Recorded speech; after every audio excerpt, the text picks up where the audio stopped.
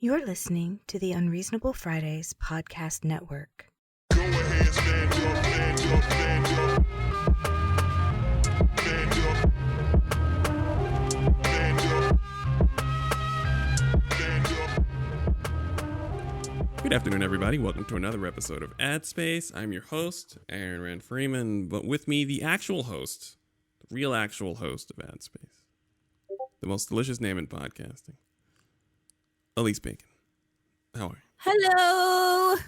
And we're using my Twitch channel to actually show this live Absolutely. because we're fancy like that. And we didn't give you guys any warning about this. So now you'll have to follow my Twitch channel to see if you can catch us live or not, because who knows when we're going to do this. There you go. We are live on TV. How about that? Kind of TV. Is Twitch? Yeah, it is twitch.tv.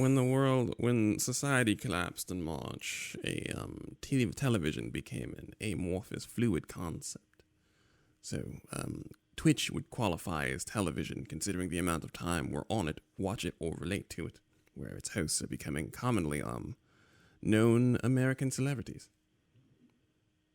So yes, I guess that's how that works. And then we have our longtime guest co-hosts, longtime guest hosts. Ghost. Is that what we call them? The Ghost. The Ghost. The Ghosts. We have Sir Justin. Permanent guest. I think that's the term we agreed on. Permanent guest. Like, I can't remember it. Like, what is this? How does this work? Yeah, I'm just, you know what?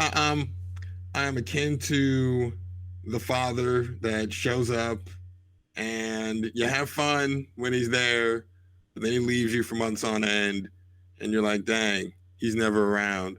Then he shows up again and it's like, yay, things are good. Then he's gone for another 6 months. It's kind of like that.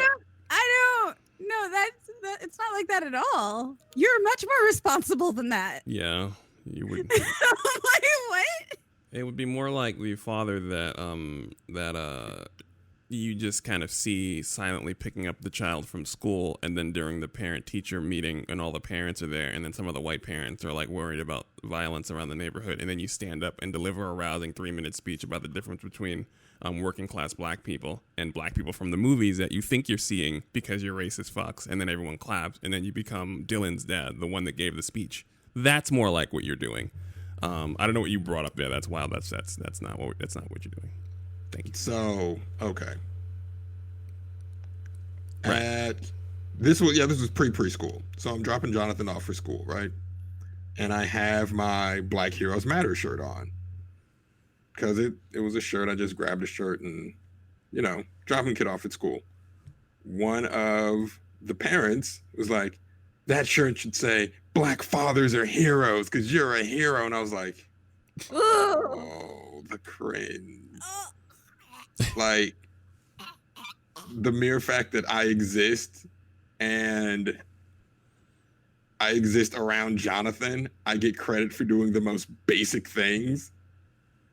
It's like, you took your son to the store today. Good father. Yay, taking your child to the store. Nicely done, Dad. Good work. I'm like, what are you trying to say about black dads? That's rude. I'm like, oh, you racist, well-meaning white person. I'm just don't have the energy for this right now. Going back home. Right.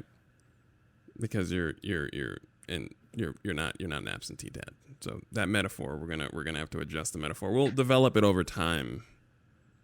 So we also have another guest, 15th guest, the host of the critically acclaimed, Grammy-nominated Black Astronauts podcast. I would like to claim the third seat as the rotating seat, and I will claim it for this week. I am in the third rotating guest. I'm the guest of the guest of the guest. How about that? It's Aaron Bapp, ladies and gentlemen. How are you, sir? Words. For everybody. They mean things. Words mean things. Did you guys know that? Oh, I keep trying to tell people this, and they don't believe me. Shocked, really. I'm really shocked. I don't believe you. Well, I know you don't believe me. You don't believe me ever because you're a man. Dread. Wait, what? Mm. Told you they were spicy today, man. Well, that don't make no damn sense. What? Just roll with it. Just roll It with made it. perfect sense to me. What? Told you bacon spicy today. I ain't do nothing. Bacon is popping out the pan. And But I ain't been on maybe the you thing. did something and you didn't notice.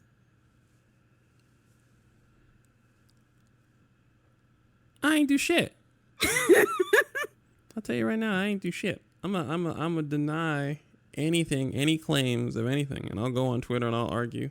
I'll go into my men's rights Facebook group. And I'll argue some more. So I'm tired of this shit. That's right. Massage noir. That's right. I deserve better. God damn it.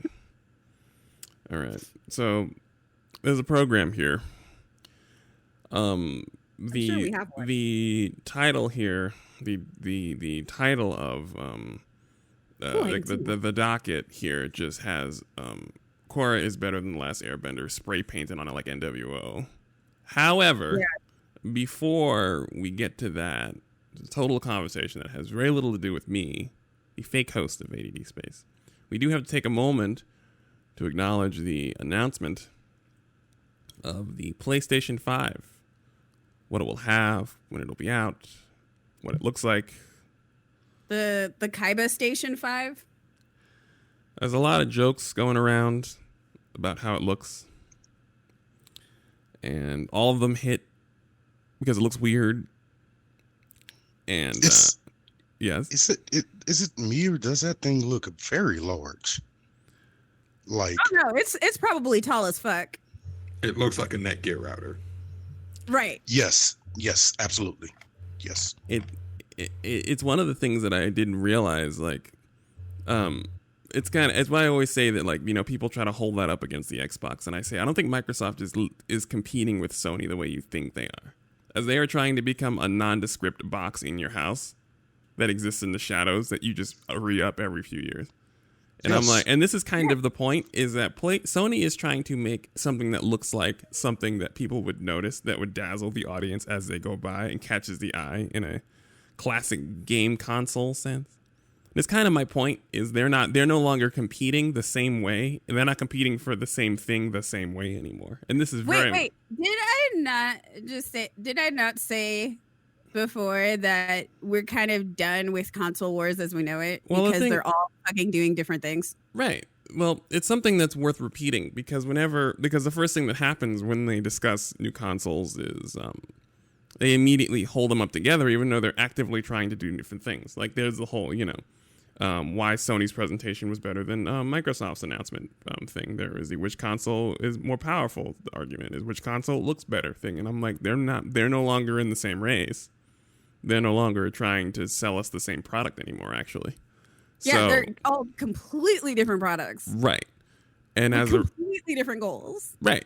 And as a result, because if the arguments rage on strangely between grown ass people, it's important for us to point out that they're no longer in competition with each other the same way. They're all selling cars, but they're selling different cars to different people for different reasons from different regions. Yeah, this whole console war thing ended when Game Pass came out. Microsoft became a software company at that moment. They don't care where you get them games from. No, Just and get 'em. Microsoft's goal was always to be a software company. Yeah, they don't care about your hardware. No, their entire goal was to integrate all their products together so that you could use them together and rely on them. That has been their goal from that's the entire reason I want the Xbox, is because it's going to sync with my computer better. And especially with Game Pass. And now they also make it so that some games that you own on Xbox, you can own it on your PC as well. Like, I have to get an Xbox. Right. It's one of those things where people ask me about why, because I just officially like Xbox better, but it's like I always tell people just infrastructure. Like, that's it. Like, it's the only console I've ever played in my life that is aware of how my home setup is completely, and also aware that I'm poor. No one has held my hand harder during this pandemic than Microsoft. and continues to hold my hand. Is like, yo man, I need you home, man. Yo, listen, we got 140 games on sale, 60% off this week. All right, man. All right, cool. Hey, hold on, before you leave. Also, it's $1 a month if you want to get on Game Pass for the first 6 months. All right, man. All right, cool. Hold up. But hold on. Don't close the door. All right, but if you want to get Game Pass, right, and Xbox for the year, though, it's like $30 though right now. Just right now, give me Game Pass. Honestly, I'm not gonna lie. Like Squeenix straight up was sending me emails going, "Stay inside. Here's some games for 70% off," and I'm like, Right. fuck you, Squeenix. I was so angry at you for so long, and now you're like they're literally like, everyone, we really need you to stay safe, and we need you to stay inside. Here's how we're gonna help you stay inside. Right. And they actually put the hashtag "Stay Home, Play Games." Right. Yeah. Like that was Square Enix, and they post, and on top of that, they started doing thirst trap artwork on Twitter of Einsteinian from Final Fantasy 14, and I'm seriously like, what is happening? Right, we need you alive. Thank you, Jarrett. Jarrett's in the chat room, and he's like, we need you alive to pay your monthly fee, and absolutely. Look, you're gonna stay home one way or another. You're either gonna stay home playing these games or stay home looking at thirst traps, but you're gonna stay home. Woo! Right. You just got a volume boost. Right. So, It's like your microphone was just like, yes. It's like you believe that. You are right. Oh God. Hopefully the boom and the bass has gone down. That's But all- yeah, that's all like good. one thing I can. Nope, you're all the way up. No, he's fine. He's fine on the recording, so it's all good. But I'm not. Okay. Is he hurting your ears? Mm-hmm. Up to you. Yeah. All right, It's okay. Okay. What were you saying, Justin? No, I was saying that one thing that I do appreciate the different companies doing during this time is throwing everything on sale and be like, look, just stay home. Here's some good stuff on sale. They threw The Witcher on sale. They threw Dragon Age on sale. And they're like, look, just stay. This shit is serious. Stay home. Right. Stay your butt at home. I just paid Some games $5. that'll take you- What's up? I just paid $5 for 1,700 games from Itch. It's like, I think it's up to like 500 games at this point. For the Yeah. Black Lives Matter bundle, I just bought it for like $5 or $10. I don't even know how many games it is at this point, because games are very cheap right now because they want you to stay your ass home. Yep. Well, also, they're also trying to bait you. Like Epic Games, I see the vision. I know the fucking vibes. You give out a free game every now and then. It's like, cool, free game. And it's like, well, while you're here with this free game, check out our library. This is what we have in our library. Don't you like our library? Don't you want more games? I see the vision. I know how the game works. The first hit is free. Like all economics and all capitalism can be explained through drug dealing. It's all the same principles. You right. Why drug dealing works so well. So okay, slight deviation. I do wonder about our pharmaceutical contractors during this time of social distancing and the Rona. I think they're going back to the black cars. But see, that's the thing. The exchange has to happen up close. I'm not trying to get close to anybody during this time. So how does that work? Well, Because I assume. No, what they're probably doing is being like, they're probably setting up like little libraries in their front yards. I mean, I've heard stories of Actually, that's actually a thing that happens. People use their little like tiny libraries in their front yards. Really? It's very innovative. Huh. Yeah, I don't think you can keep amateur pharmaceutical companies down. I trust that they've made their proper adjustments. I mean, you know, Are they amateurs then? because they're not generating billions of dollars or scamming people. The professional comes from the scamming, the high grade little scamming. trust. Yes. So, but back to the main topic. I think you both nailed it. I don't know what people want when it comes to like the whole console war thing. I'm like, they do different things. They have different games.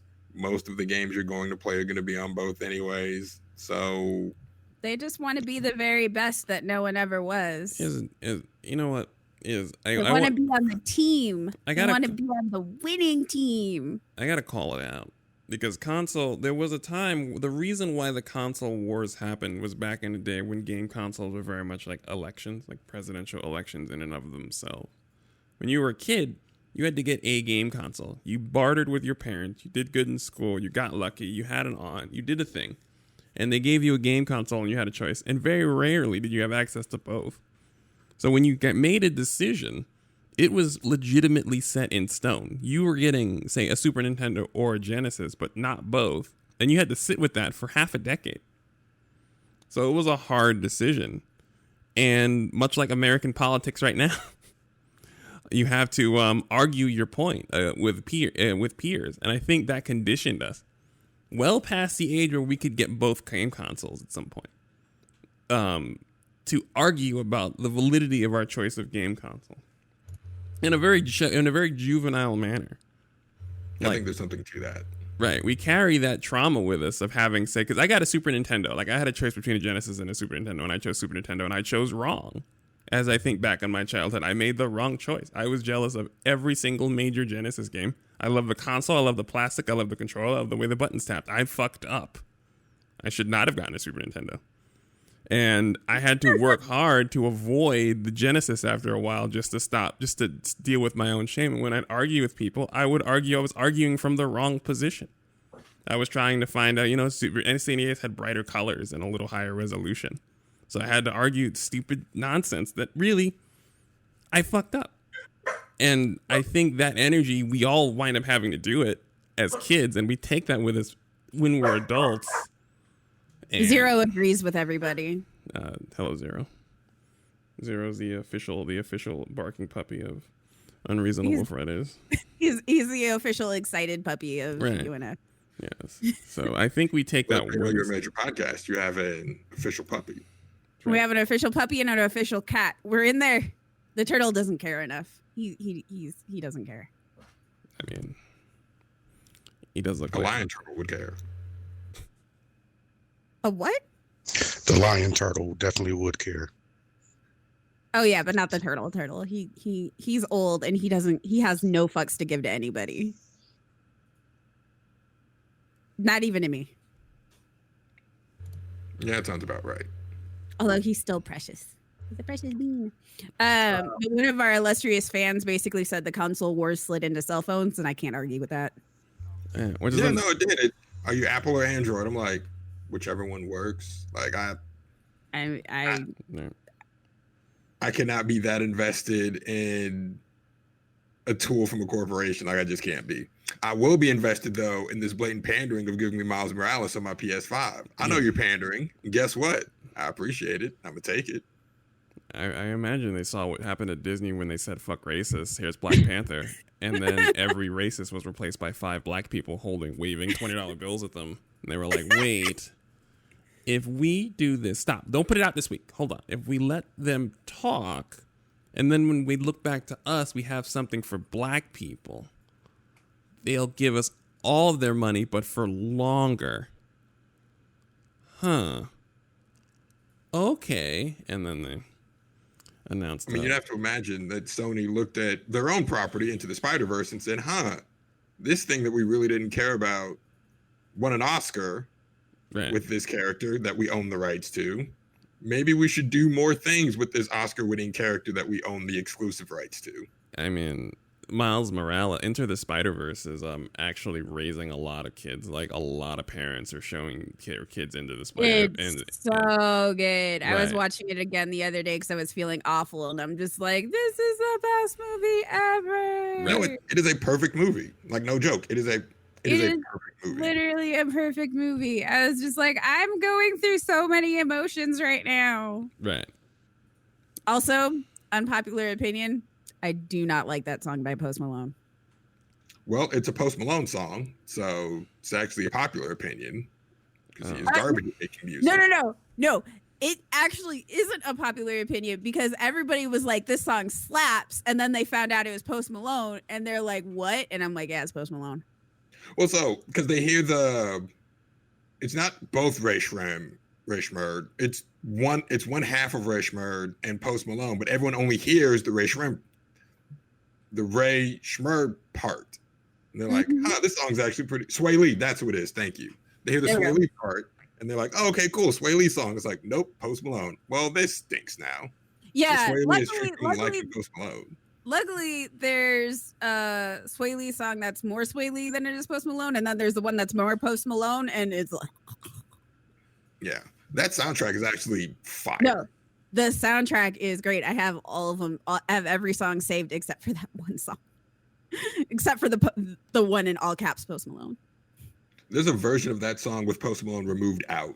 That's the song because they actually play that song later in it, where it doesn't have Post Malone in it, and that's the one I have saved. But it is really funny. Someone just brought up my favorite song on the soundtrack, Start a Riot. Yes, that's Jarrett. Yeah, that's absolutely my favorite song on there too. Start a Riot is so good. Whatever. With that said, so it's that, and so that's the best song. What Up Danger is definitely my tanking song. Like when I'm tanking in 14 and it's just randos, I just throw on What Up Danger because I don't feel like actually paying attention to the randos. You pay attention to randos? I mean, I have to make sure that they're alive and you not dying. Huh. I mean, it helps. But no, so there's that game. There's the cat mystery game. I'm just saying that's my healing song. Hilarious. That cat mystery game is what actually got my attention more than the Miles Morales game because I kind of want to play as a cat. Dose. So you're everybody on this call is a video game connoisseur like myself. Has anybody else heard of Tokyo Jungle? Wait. I remember Tokyo Jungle, the PS3 days, right? Yes. That game reminds me of Tokyo Jungle. I played the shit out of Tokyo Jungle. And you started off as a Pomeranian. And I ended up as a dinosaur at one point. Yeah. Yeah, it was a great game. It reminds me of that so much.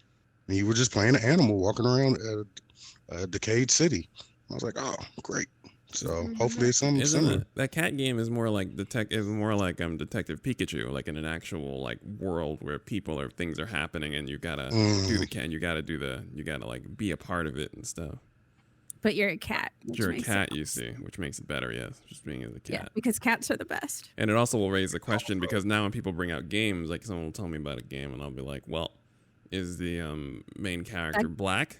And then somebody go, well, can you change the gender? But now it's like, well, also, is the main character a cat? That is going to be one of my questions from now on. Absolutely. Or do you play can you change your gender? No. Is the character black? No. Well, is it a cat? Yes. Oh. And then I will play it. Oh, okay. All right. You're right. Yeah. What game are we talking about recently that we had that conversation? I got a Project Warlock, the most Hexen game. One of those retro shooters, but a lot of them actually tend to capture the flaws or are deeply flawed, like they have a terrible developer like Iron Fury. But Project Warlock is very, very much like Hexen, and I'm one of those people that enjoyed Hexen more than Doom growing up. And I said, "Oh, this game's pretty." I played it. I got it. It's $10. And it's very good. And I was like, and first question Bacon asked, can you change your gender? And I said, nope. Bacon was like, well, fuck that.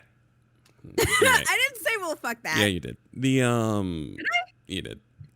Now, well, fuck that is a mood. It's a vibe, you see. Oh, because when that exchange happens in 6 seconds, that means, well, fuck that. It's like, hey, this game's pretty good. Can you change your gender? No. Well, not playing it. That also means that game can go fuck itself.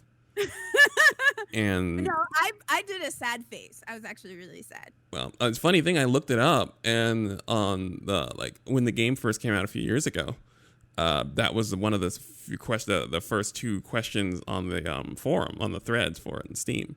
It was like, is there any way to petition to play as a female protagonist and just change the gender of your character? And there's this long argument about it, and it just, of course, didn't happen. But I was like, oh, that's like, it's not even like, it wasn't even, it was a complete, it's one of those games where it didn't matter. It wouldn't matter to be able to switch gender, so it's fine. But it's very funny that you asked that question, but apparently that's like the second question asked of the developer when the game was released. It's like, hey,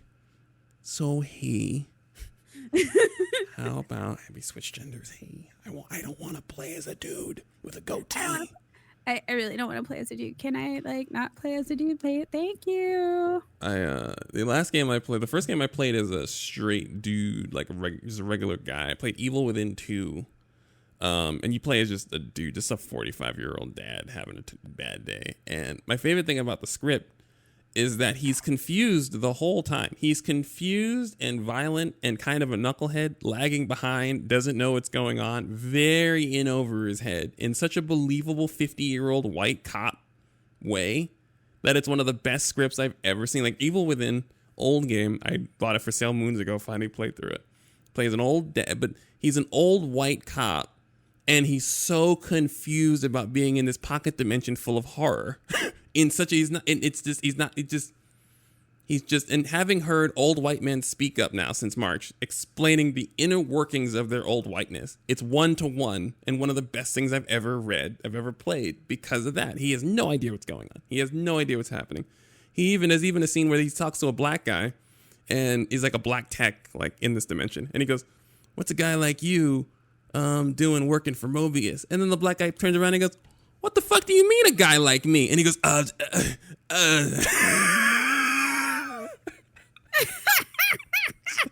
It's like, yeah. They're asking, so is he Russell Crowe in the movie?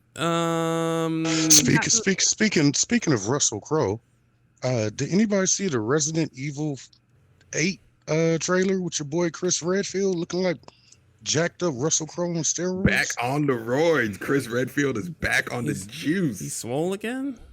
Oh, he on that juice. At the end of Resident Evil 7, he came through looking like a regular guy. Dude, he got shoulders. He got all the shoulders. Yeah, I guess his movie roles, he's got to get jacked up. He's on the A-Rod program now. He's looking boxy. All right, let me go look. Let me go look. I need to look too. Like, hey. Daddy came home late. Chris Redfield. Let me go look at this shit. But yeah, I'm a big Resident Evil fan, so I'm gonna buy it wherever it is. I don't care. Yeah. I mean, you said there are going to be werewolves in Resident Evil. Sure. Yeah. I don't care. Yeah. I mean, yeah. Fuck it. Resident Evil's been off. Resident Evil's not about this reason. It's not about rails. It's about Resident Evil. So, the fuck? Yeah. Yep. Bacon just saw. He's a box. I wasn't exaggerating when I said boxy. He is. Yeah. Chris been through some things. He on that Barry Bonds. He's not even boxy. He's a box. He's a walking rectangle. Yo, my man's so swole. What happened to Chris Redfield? We just met him. His head's even bigger. This is, you know what? It's fine. He ain't got to play sports in the pandemic. He ain't got to play. He has no neck. When you ain't got sports, you ain't got to worry about them blood tests. Go ahead, Redfield, fuck it up. You ain't got to worry about them blood tests. It's fine. You come through swole. Ain't nobody gonna ask no questions. You know they don't test cops. Oh my God! Why is they don't drug test cops? Right. But before we migrate to the main event, I did want to. Jarrett brought up Black People Looper. That did interest me. That did look good. I missed. Sorry, I was too busy calling the PS5 such okay. But what's Black Looper?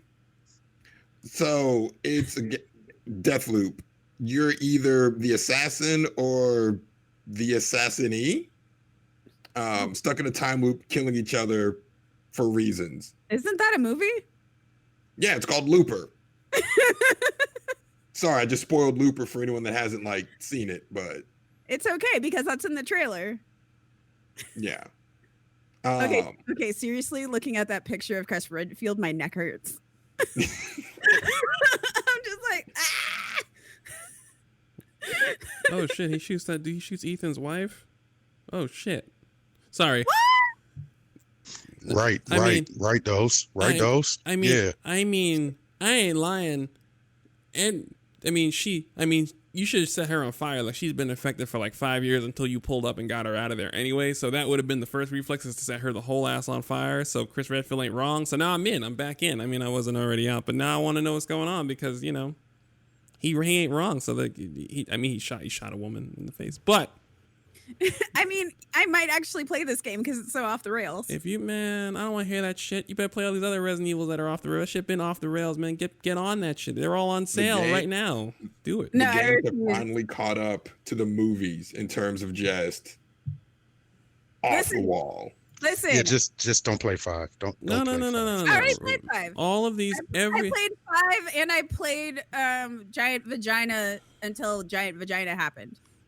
And I also played the one that is basically Resident Evil Saga, essentially. Like, I don't know if you guys are familiar with the Saga games. The romancing Saga games. Y'all are... Oh, I'm familiar with... I haven't played them, but I'm familiar with the titles. Yeah. So, essentially, one of the romancing Saga games, after Romancing Saga 3 and onwards, they take different characters' stories, and you have to go through all of their stories. And so, yeah, I think that was Resident Evil 6 where they did that one. And I think Resident Evil 7 was the vagina monster. Resident Evil 7, yeah, that's the lady. She generated the bugs from her vagina, yes. And yeah, her weak had the spot vagina was monster. And her weak spot was her vagina, yes. Yes. So that's why no. But if we're just shooting ladies in the face and killing werewolves, I'm fine. This is all really sedate. Resident Evil 6 is still the most off the rails Resident Evil, to the point where the new developers, when they brought them in, there's no. I don't understand Resident Evil 6. It makes no sense.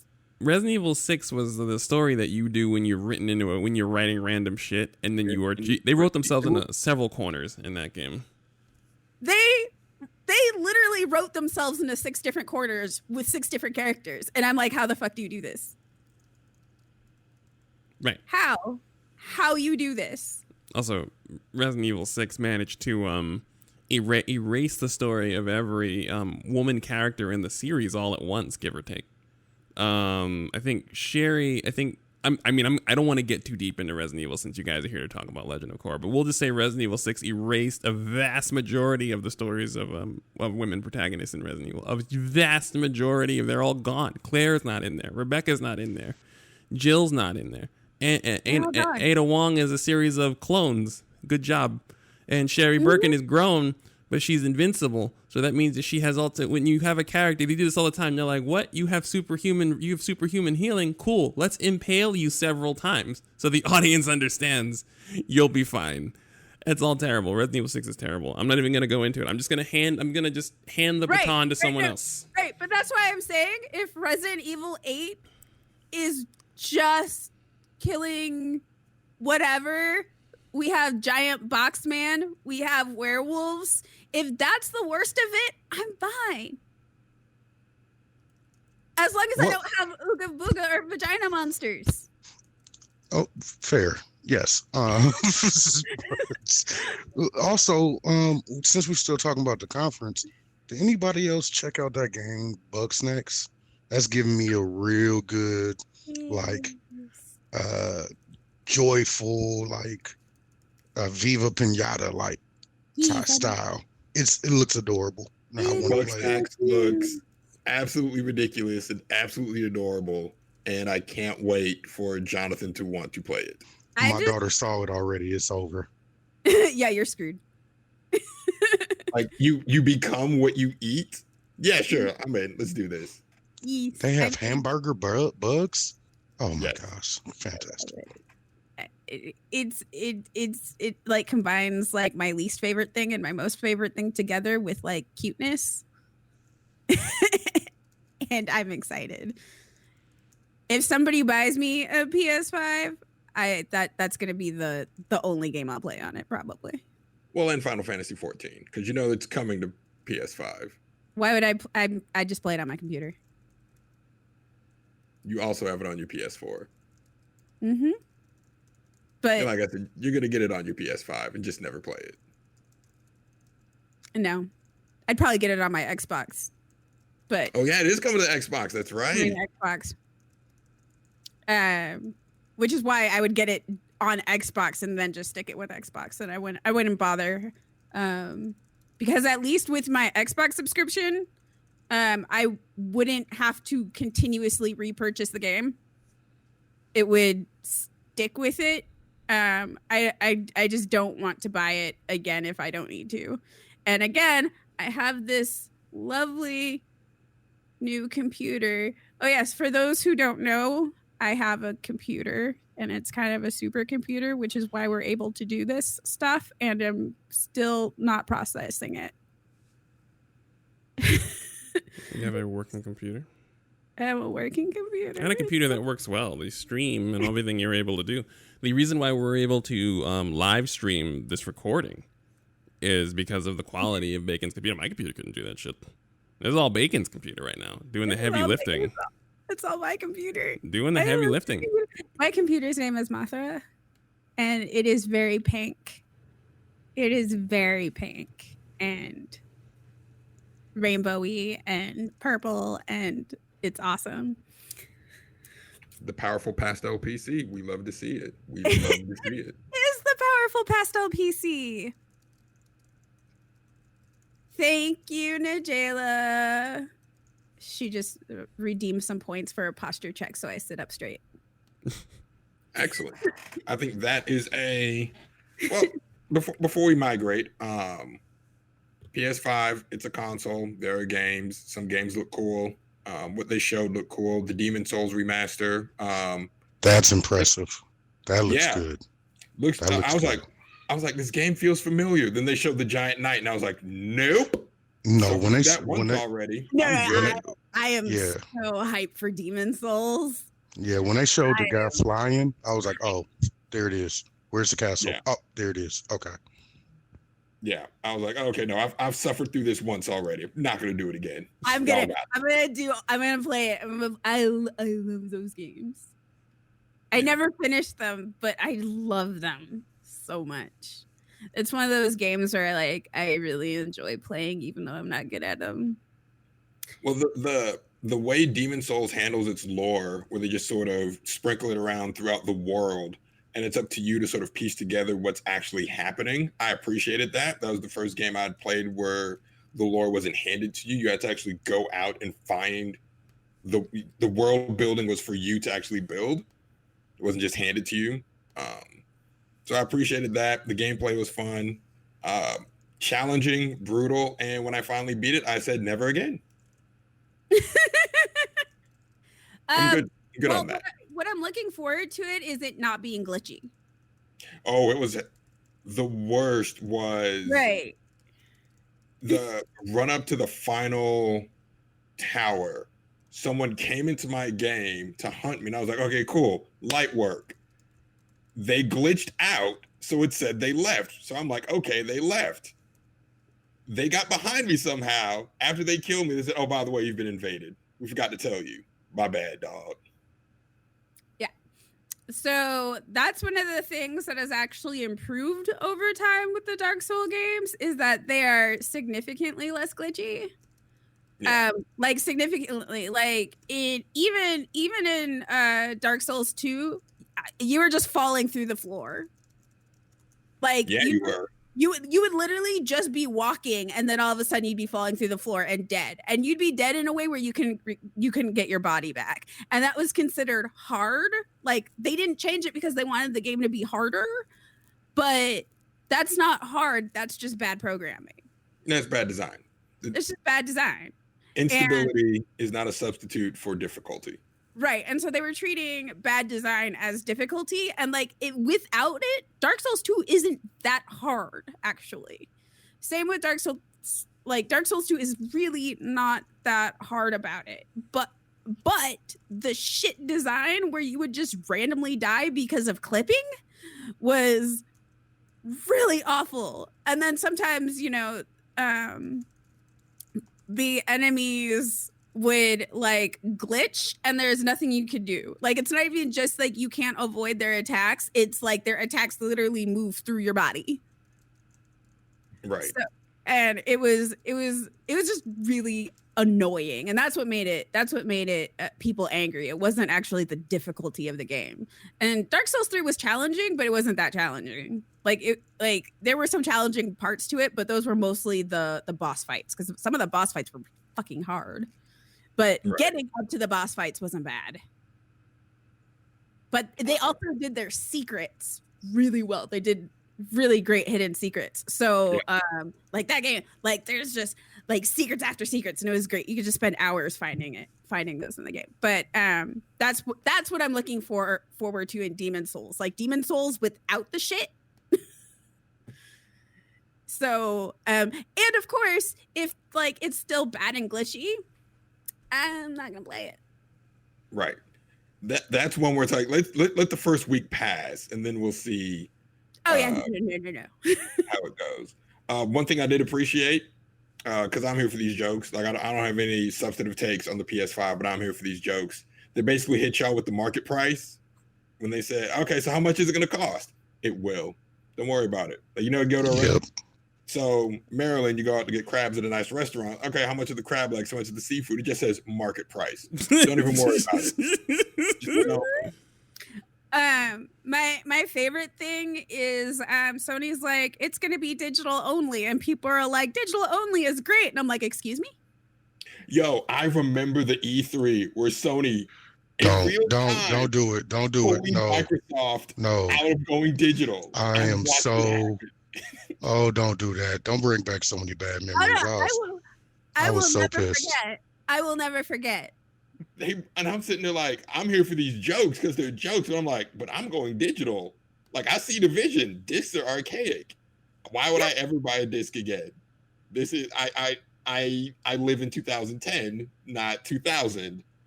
And they had the tweet where it's like, here's how you share games on PS4.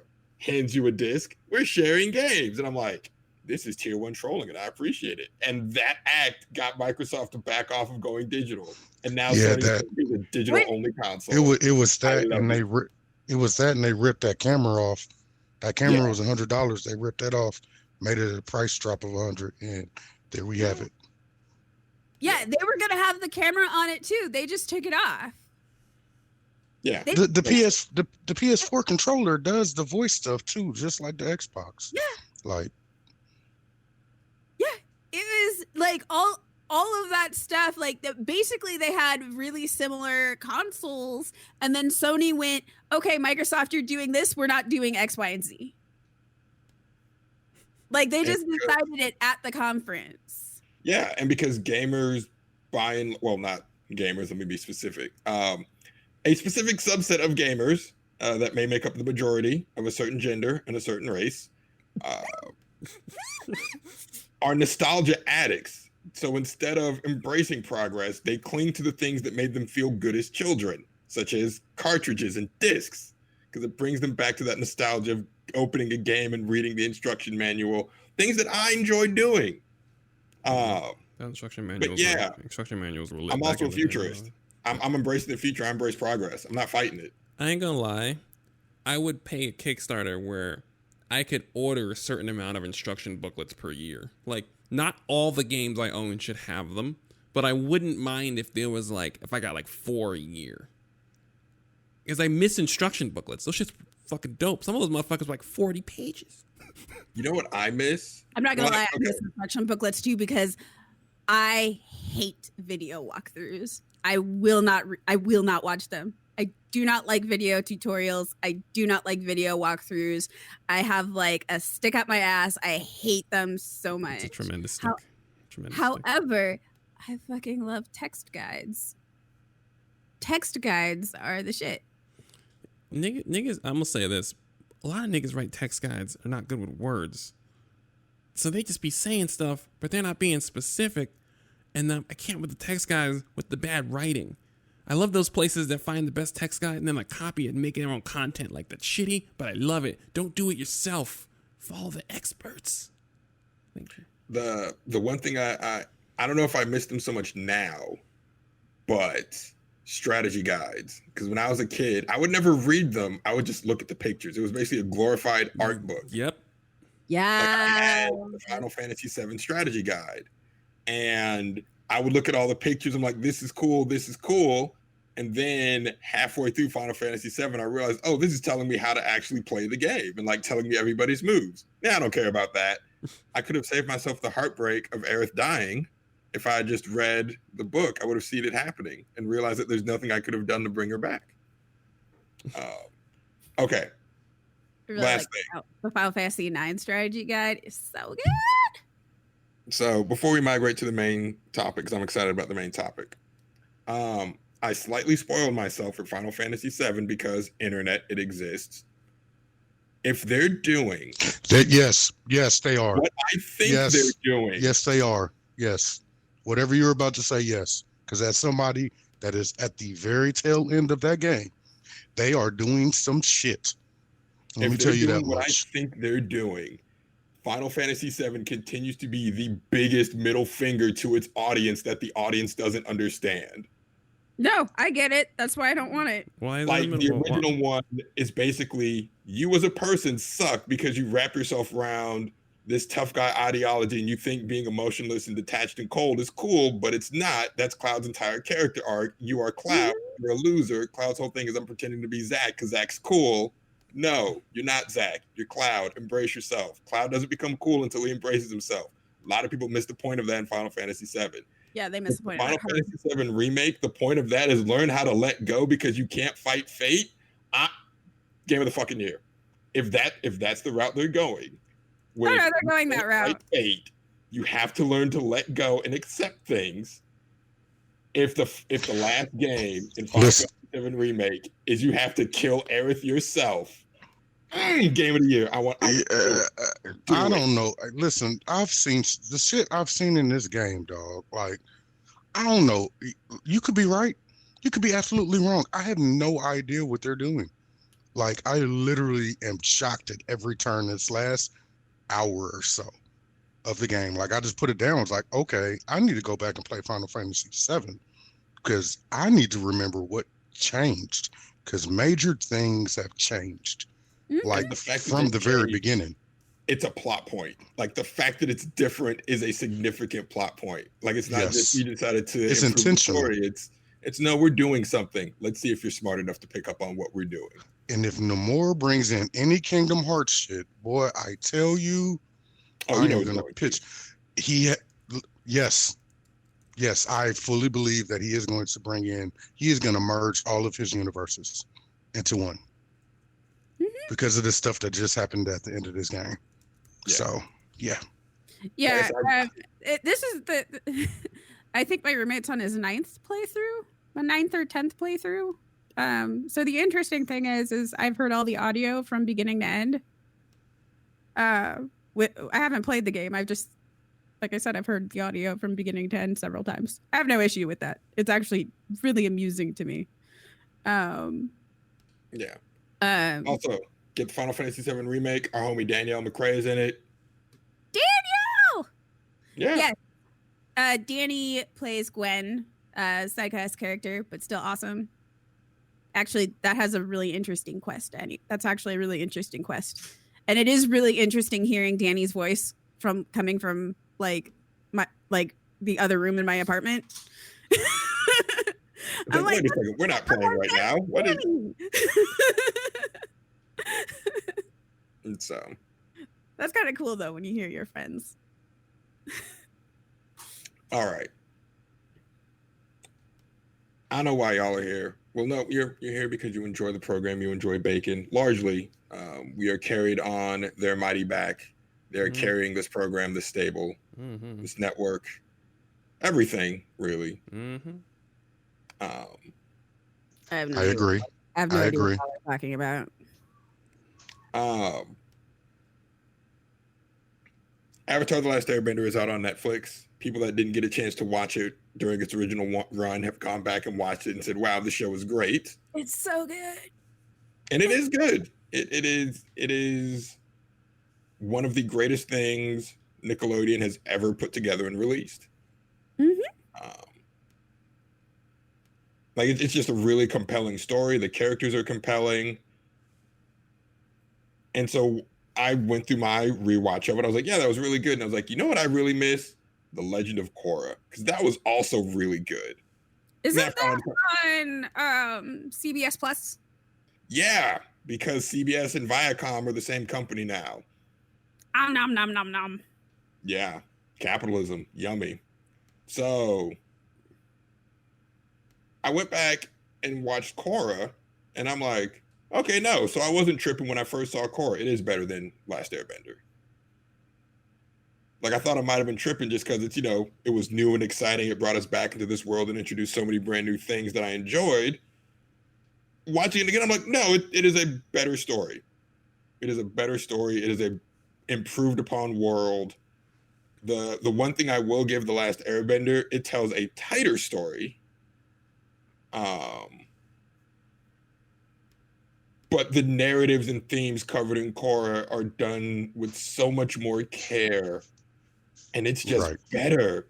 That's not saying Last Airbender's trash. Last Airbender, again, one of the greatest things Nickelodeon has ever put out. Korra started writing towards, like, because you got to think about the Last Airbender's audience. They grew up with the Last Airbender. So by the time we got to Korra, these kids are not kids anymore. They're starting to become young adults. And by the time Korra ended, it kind of matched the age range of the generation that they would have intended on watching this. You know, like, because when Korra ends, she's like 19, 20? Like, Yeah, she's not young. 20 when it ends. Yeah, so, like, to think about the fact that she was like 13 or 14 when it started and she goes on a journey, it is incredible how well that show was put together. Only the problem was you had to search for it. Right. So seasons 1 and 2 were on Nickelodeon, like Nickelodeon 10 a.m. Right after Blue's Clues, they showed a murder suicide. It still, I wonder if they had any oversight. Then I guess someone at Nickelodeon realized what they were putting on air and said, okay, no, digital only. You're going to Hulu. Right after Blue's Clues. No, I remember Blue's Clues. It was right after Blue's Clues, but it just didn't dawn on me that it was after Blue's Clues. So yeah, it literally was a murder suicide immediately after Blue's Clues. And I looked at Tiff. I'm like, did we just watch that right after Blue's Clues? Like, is this happening? Is this happening? So yeah, we'll get to the spoiler part later because if you haven't seen it, I want to encourage you to go and watch it. We're going to try to cover some of the overarching themes in a non-spoilery way, and then I'm going to get into spoilers because the real what makes Korra fantastic, I can't talk about without spoiling plot points. But there's a murder suicide in season 1, and it's not ambiguous at all. It is blatantly, I'm killing you and myself. Yep, it is literally what happened. Like it's not even done in a way where it's just like maybe that didn't. No, it is. It happens. Yeah. There's a lot. One of the things I really appreciate about Korra is like Korra is definitely made for an older audience. It's made for older teenagers and those of us who grew up watching Avatar: The Last Airbender. It was really made for us. And part of that means that there's a lot of difficult issues that you tackle, especially around like those ages that you can actually kind of like wrap your head around that you can't wrap your head around when you're younger. And like there's like Zuko is really the focus of that pretty much. Zuko and Katara were really the focus of that in Avatar: The Last Airbender. But in this one, it's all of them. And one of the things with Korra is like she's literally a walking weapon. And on top of that, people are horrible and will do horrible things. And they're teenagers, they're kids. They're seeing and dealing with horrible things, and they have to wrestle with a lot of trauma. Like Asami's father is a monster. And there's a whole thing where like, you know, you have to deal with all of these things that you're not grown enough to deal with, but you are being forced to. So because that your parents are horrible. Yeah, because your parents are horrible. So, and because of that, like, again, they're kids. They're, at the end of the day, they're all kids. They're all teenagers. And they just have to deal with unfathomable things, and they really show what that does. Right. I do appreciate, again, the more mature themes, but also you can tell exactly when they stopped caring about standards and practices. Absolutely. Wait, Like, about what? About standards and practices. Like, the moment they stopped caring, you can pinpoint it to a single episode where they just said, "Nah, fuck it, we're digital anyways. What are you gonna do? You've already paid us for 2 seasons." Was it the train episode? It saved the Queen. Okay. I was thinking about the one a little later on where they are on the war train. What is the name of that episode? God, I have to get back to it. I'm gonna look it up. It's way before that. It's the one. We'll go in depth when we talk spoilers, but something happens in that episode. 3 things happen in that episode where you're just like, oh, okay, you officially stopped caring, right? Like, one of the couples that ends up getting together at the end, they're heavily flirting, and you're like, you can show this on Nickelodeon in the year 2015? This is acceptable? Oh, you guys have just stopped caring. There's a very violent murder that happens in the middle of the episode, and I'm like, oh, you've really stopped caring. I am sad. One of the things that Korra gets knocked for is how it handles the final couple, which the guy, not the showrunner, but the guy the showrunner reports to, they ended up coming out saying, yeah, that was a mistake. We should not have been afraid of that. It's a same-sex couple. Without spoiling it, they have, Korrasami! Okay, and Bacon's gonna spoil it, but yes. There's no other couple it could be. No, okay, that's fair. Look at the characters. There's no other couple. Yo, they start flirting in season 3, and it's obvious. And I'm like, oh, y'all just stopped caring. Like, you literally stopped giving a fuck. Like, I can pinpoint the exact moment y'all stopped giving a fuck. Also, that one was blasted all over in the news. Like, that was one of those things where it was all over social media. You can't even look up the show without that being spoiled. Okay, that's fair. So, but yeah, they get together, and the one of the suits at Nickelodeon was like, we never should have been afraid of that, and I feel like we should have embraced it more. He then goes on to say that they still would have kept it digital only because of the events that happened in Save the Queen. He was like, there's no way we could have shown that the way someone dies on Nickelodeon. There's no way we could have gotten away with that. So yeah. But the another knock that Korra gets is how it handles. So Avatar: The Last Airbender is just one consecutive story, and Korra is 4 separate stories that are linked together. And because you do it that way, you can actually build the world around all these people and around all these characters. And that's something I really appreciated, right? Like, I appreciated that we didn't just spend 3 or 4 seasons chasing one dude. It worked in The Last Airbender because it's these kids trying to build themselves up to face this insurmountable challenge. That's a great narrative for young adult fiction. Yeah, that's the hero's journey. Like, that's right. Pretty much every story ever made, Right. And with Korra is different. Yeah, go ahead. I'm sorry. Yeah, with Korra, it's like, all right, cool. You're this chosen person of destiny. How do you adjust to a world that doesn't need you? And like, each season, at its core, it's someone rejecting the premise of the chosen one. So how do you exist in a world that rejects your existence? And I think that's fascinating. It actually even turns the mythos of the Avatar itself kind of on its head a lot of the time, which I appreciated a ton, because of the way the series was made for children. Of course, every avatar has to be perfect. And in this one, you kind of learn like the reasoning and why the avatar is the avatar. And it makes so much more sense when you go back and look at the history of the avatar and Avatar The Last Airbender.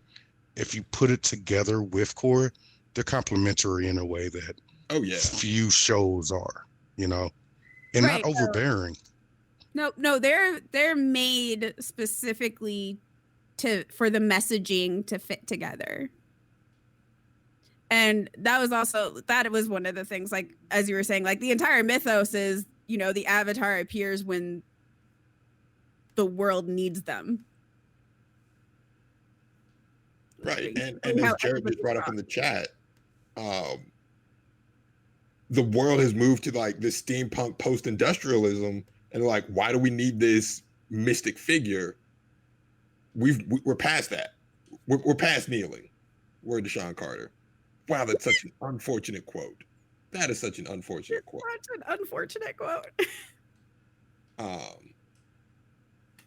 I don't know, Nostra Pizza. That is a very good point. Could we have hella gay She-Ra without Korra and Steven Universe? I don't know. That's a very good question. I don't know. I think Steven Universe would have made it regardless. It wouldn't have been as open as quickly. But I think Steven Universe. I don't know about She-Ra, because She-Ra is on a different level. Well, no, Like- that's what they're saying. They're saying, could we have She-Ra without those two? Well, She-Ra, no, I don't think so. The lineage is kind of directly there, but with Steven Universe, I think you could still have Steven Universe, because that's how Cartoon Network kind of has been running their shows for a while. So, like Teen Titans and things like that, it might not have been as overt, but I think it would have been something there that people could have latched onto. I mean, Steven, I don't know about that, because Steven Universe isn't. I mean, Steven Universe is hella gay. Like, like in the Yeah, first, now, not but even now. From the beginning, from the okay, very well, beginning, it is yeah, I won't argue with you about it. It That's is. Extreme. Like the first 2 episodes, I'm like, this is some gay shit. So, Like, going back and watching it, I can't tell if that's Rebecca Sugar being deliberate yes, and setting things up, or Rebecca Sugar being sneaky and being like, I'm going to put this in here, let's see if they catch it, or if it's, no, I'm putting this here because I'm setting this up. I think it's Rebecca Sugar, all of the above, because all of the above is Rebecca Sugar. Because I know in Adventure Time, the tension between Bubblegum and Marceline, it's sneaky. And then you could tell right around the time they got the confidence in Steven Universe, you'd be like, no, they're gay. And that's sort of around the time when Bubblegum and Marceline just started being a little more open with each other. So Yeah, but the thing is that Steven Universe was always meant to be gay. yeah. Like, not like extremely. So I don't think I think it was all of the above. I think it was deliberate, I think it was sneaky, and I think it was also overt, because as a not straight person, I can't see it as anything but like every, like, it is a giant, like, bright neon sign of gay. like that's like, I don't know how you see it any other way, to be honest, but I understand some people might, but I'm assuming Can somebody clip Bacon just doing the giant neon sign of gay? neon giant sign of gay, because like it's literally in the first episode. Like the whole premise of how they blend together. I can't remember the word right now because my brain is fried. Gay medication. Like, it's literally sex. It's literally sex. I just don't. Thank you, fusion. Like, fusion is literally sex. And it's clear right off the bat. And like how they interact with each other, how Pearl talks about Rose. Like, even before she said I was in love with Rose, it was just like, bitch, you were in love with Rose. Like, Yeah. it was so unambiguous that, again, I don't know how you don't see it unless you're hetero. And 3/4. Like, Definitely 3/4 of this program. some of the gayest shit. And She-Ra is more gay. Hold on, is saying She-Ra gay a spoiler? No, Not the character, the show. I mean, the No, show it's- overall. It's saying the show overall. in the first episode is hella Okay. gay. Like, Okay. like two of the main characters are cuddling in the war room. I mean, we also had Voltron before that.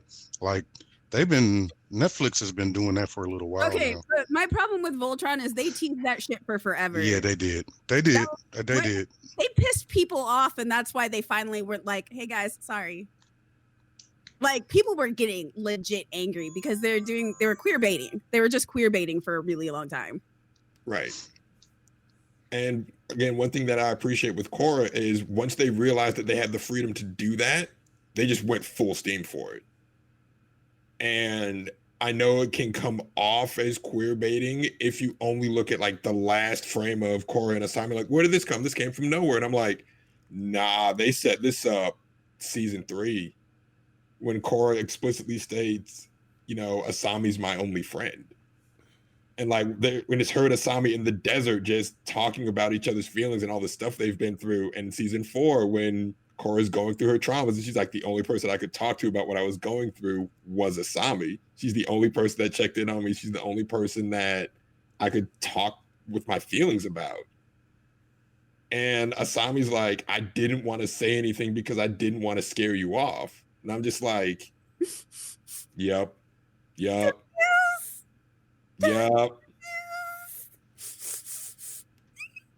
Korra,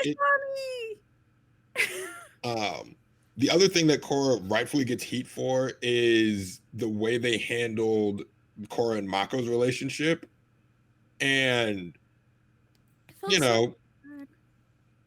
they're dumb teenagers behaving like dumb teenagers. And like watching it through that lens, I'm like, okay, yeah, it's dumb teenagers acting like dumb, horny teenagers. This actually makes a lot of sense now. Yeah, Korra's pan. Whatever. Also they all fucked up. Yeah. I just really felt bad for Mako's brother. Bolin is a G. I love Bolin. Yeah, I like Bolin. Bolin is probably one of my favorite characters. I felt so bad for Bolin. I'm just like, Bolin, I just want you to be happy. I just identify with him so much. Like, that's my man. Bolin's overarching story throughout all of these shows is, I want to be special, right? It's, I want to be with Korra because Korra makes me feel special. It's, I want to be a movie star because my brother's being a hotshot cop and I need something for myself. I want to be a metal bender because that's special. I want to help fix the world because that's special. However, he looks like a metal bender. Yeah. Bolin is stacked. And like, just, I know people like when people try to bring down Korra, they're like, oh, it didn't have any good character studies. I'm like, the whole thing is a character study. You just gotta pay attention. Yeah, they just don't like the character study it is. Right. It's all character studies. And Mako's the biggest fuckboy though. And it's a deconstruction of the cool aloof guy. Mako's whole character is, I'm cool and aloof. Yeah, how does that work in the real world? Oh, it doesn't actually. I'm not gonna lie, I make fun of cool and aloof boys on purpose. Yeah. Like Mako's whole jig is, I'm your standard cool aloof protagonist that's in love with the main character. Okay, cool. How does that work in the real world where you can't actually talk about your feelings? Oh, all your meaningful relationships break down in communication because you're incapable of communicating? Huh. And you're indecisive. Also that. I'm gonna kiss you, Korra, while I'm trying to go out with Asami. Yeah.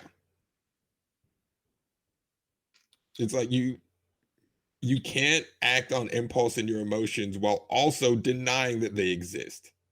Can't have those things. It's so weird how Mako and Bolin are brothers. No, it makes sense. Yeah, When their that's died, that's what I Mako was gonna had to say. be that guy. Yeah, that makes complete sense as No, an no. older brother.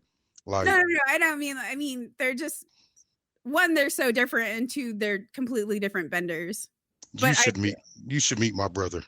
But I also know that part of the reason why they have them as different bending styles is because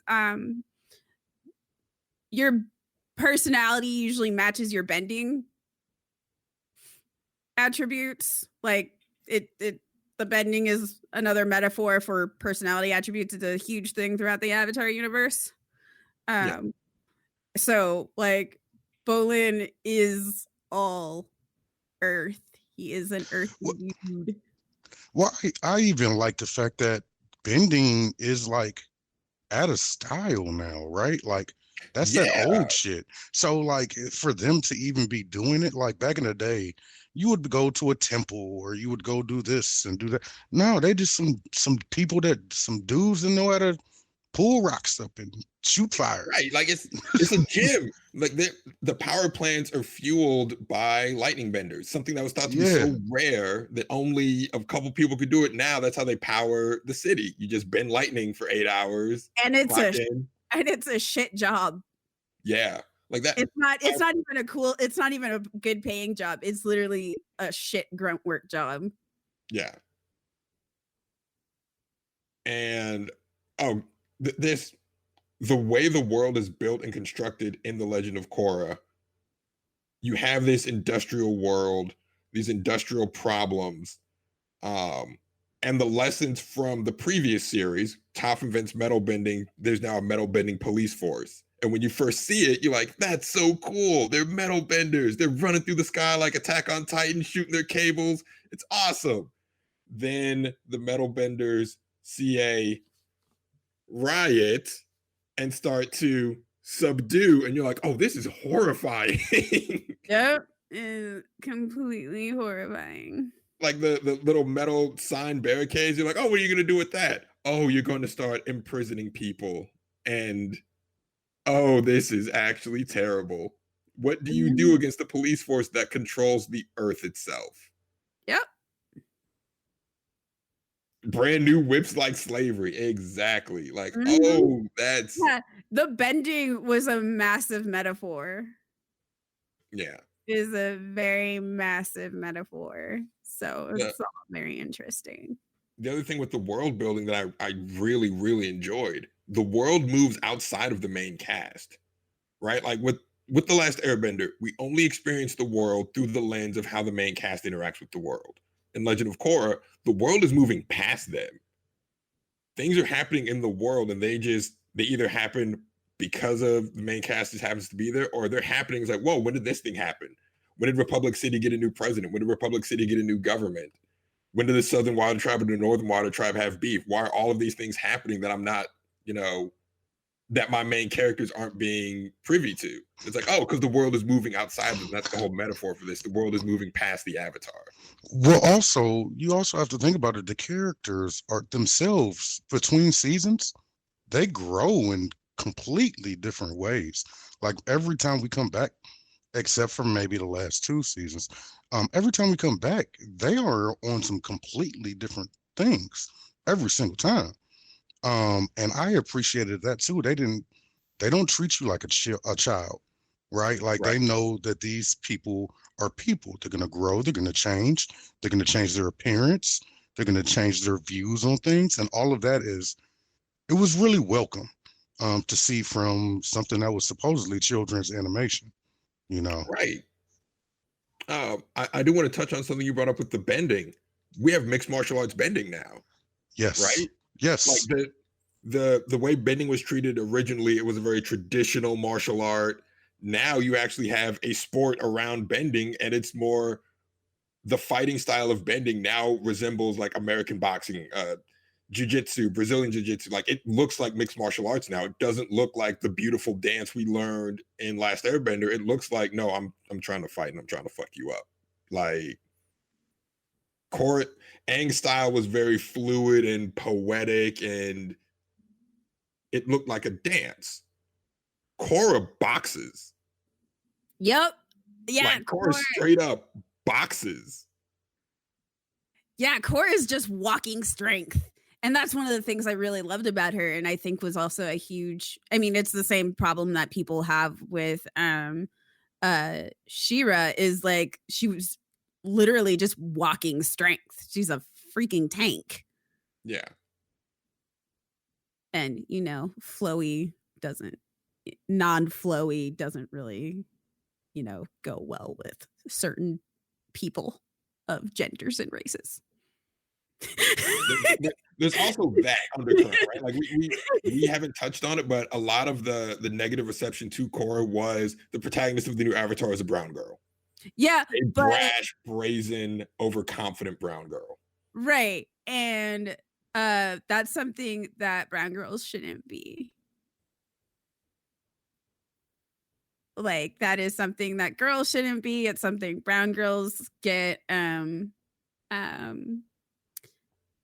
ridiculed for being. And the thing is she could back it up. Yeah. And that's something as well that people just they don't like. Like, yeah, she could be, she has, and on the fact of it, like, she's also kind of a child prodigy of avatarness. No, she is. Like, she literally, like, before she could talk, she was bending 4 different elements. Like, outside of Kyoshi, she might be the greatest avatar ever. I mean, we can't, Kyoshi was just phenomenal, but Kyoshi was also underrated, even Kyoshi among, might be. and also Kyoshi was also underrated amongst other avatars. Yeah. Because Like, Kyoshi was thought of as too aggressive. she wasn't wrong though. She wasn't wrong. Kyoshi wasn't wrong. She was unpopular, but she wasn't wrong. Right. Yeah, that's right. Kyoshi came up wanting that smoke too. But that's also part of what made airbending so hard for Korra, because like Korra does not have that chill. Right. Like Korra's a waterbender, but her personality, she is, all right, stop me if you heard this before. Stubborn, steadfast. She's an earthbender, right? Like she's born a waterbender, but her personality is very much that of an earthbender. She can't have, or she has trouble with airbending. And I thought that was a great sort of way to show that she's not Aang. Like this isn't the Avatar you knew before, right? Yeah, she's a waterbender, but she is the opposite of Aang. Aang was a very spiritual person. Aang was a pacifist. Korra threatens to kill people on multiple occasions. Right. Korra is a fighter. Korra is very aggressive, and Korra also has no. Yeah, Aang was a pacifist. Korra is the complete opposite of a pacifist. Yeah. Korra's from the hood. Yo, she is. And part of the world building that they did, because everyone was so scared of the genocide to kill the Avatar that Sozin did, Aang and the White Lotus say, okay, cool. When the next Avatar shows up, we're going to create a White Lotus facility. We're going to lock them down and train them there and keep them safe. And let's just say that that wasn't the best idea, because now you have a sheltered child who's told that they're the child of destiny, inheriting all of this power, and instead of exploring the world, has a very narrow mind view. And that comes back to bite Korra in the ass every year. And comes back to bite them in the ass. Specifically them. Specifically them. That's not Korra's fault. That's the adults around Korra that made the decision to shelter her from the world. I did appreciate that they do realize that, though. They're like, we right. At every turn, it's treated as a mistake. Like once the show gets to a point, they treat that decision as a mistake, and they're like, "No, we shouldn't have done that." The first episode of Korra, she's like, "I'm the Avatar," and she's literally in diapers. Yeah, she busts out, I'm the Avatar, you got to deal with it. Fire bends, earth bends, water bends. And it's like, oh, okay, you're a That- prodigy. it was great. It was great too because they're like, how do you know your child's the Avatar? Everybody says there's child the Avatar. Here's my child who was literally screaming they're the Avatar while bending 4 different elements. I don't know what to tell you. Right. 3 different elements. Like, please take them. I just like the look on mom's face. She's just like, are you fucking kidding me? Like, no, trust me, my baby girl's the Avatar. Just look at her. Okay, please help me. I need help. I need some help. Kyrie, help. Kyrie. All right, last thing, and then we'll get more spoiler-y. I've been trying to dance around spoilers, and this is going to be hard to talk about without spoiling. The villains in Korra, all of them, even that one from the season that you don't like, are brilliant. They're brilliantly written. Yes, even season 2's villain. It's actually really, really well done. No, all the villains are good. The first one we can talk about, Amon, because this one isn't a secret. Amon's whole thing is, I want to lead a revolution. I want to stage an uprising against benders. Benders have too much power, and I have the ability to take people's bending away. So I will equalize the world.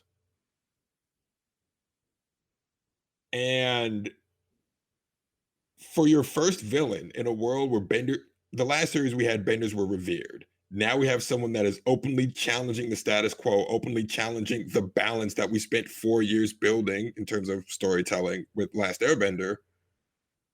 Now we have someone that's deliberately challenging that status quo, deliberately challenging our idols and saying, no, your idols are false gods. Benders are just people with power that they shouldn't have. Nobody should have this power. I thought that was a really interesting thing because it's not so much that benders have too much power. It's literally some benders have too much power.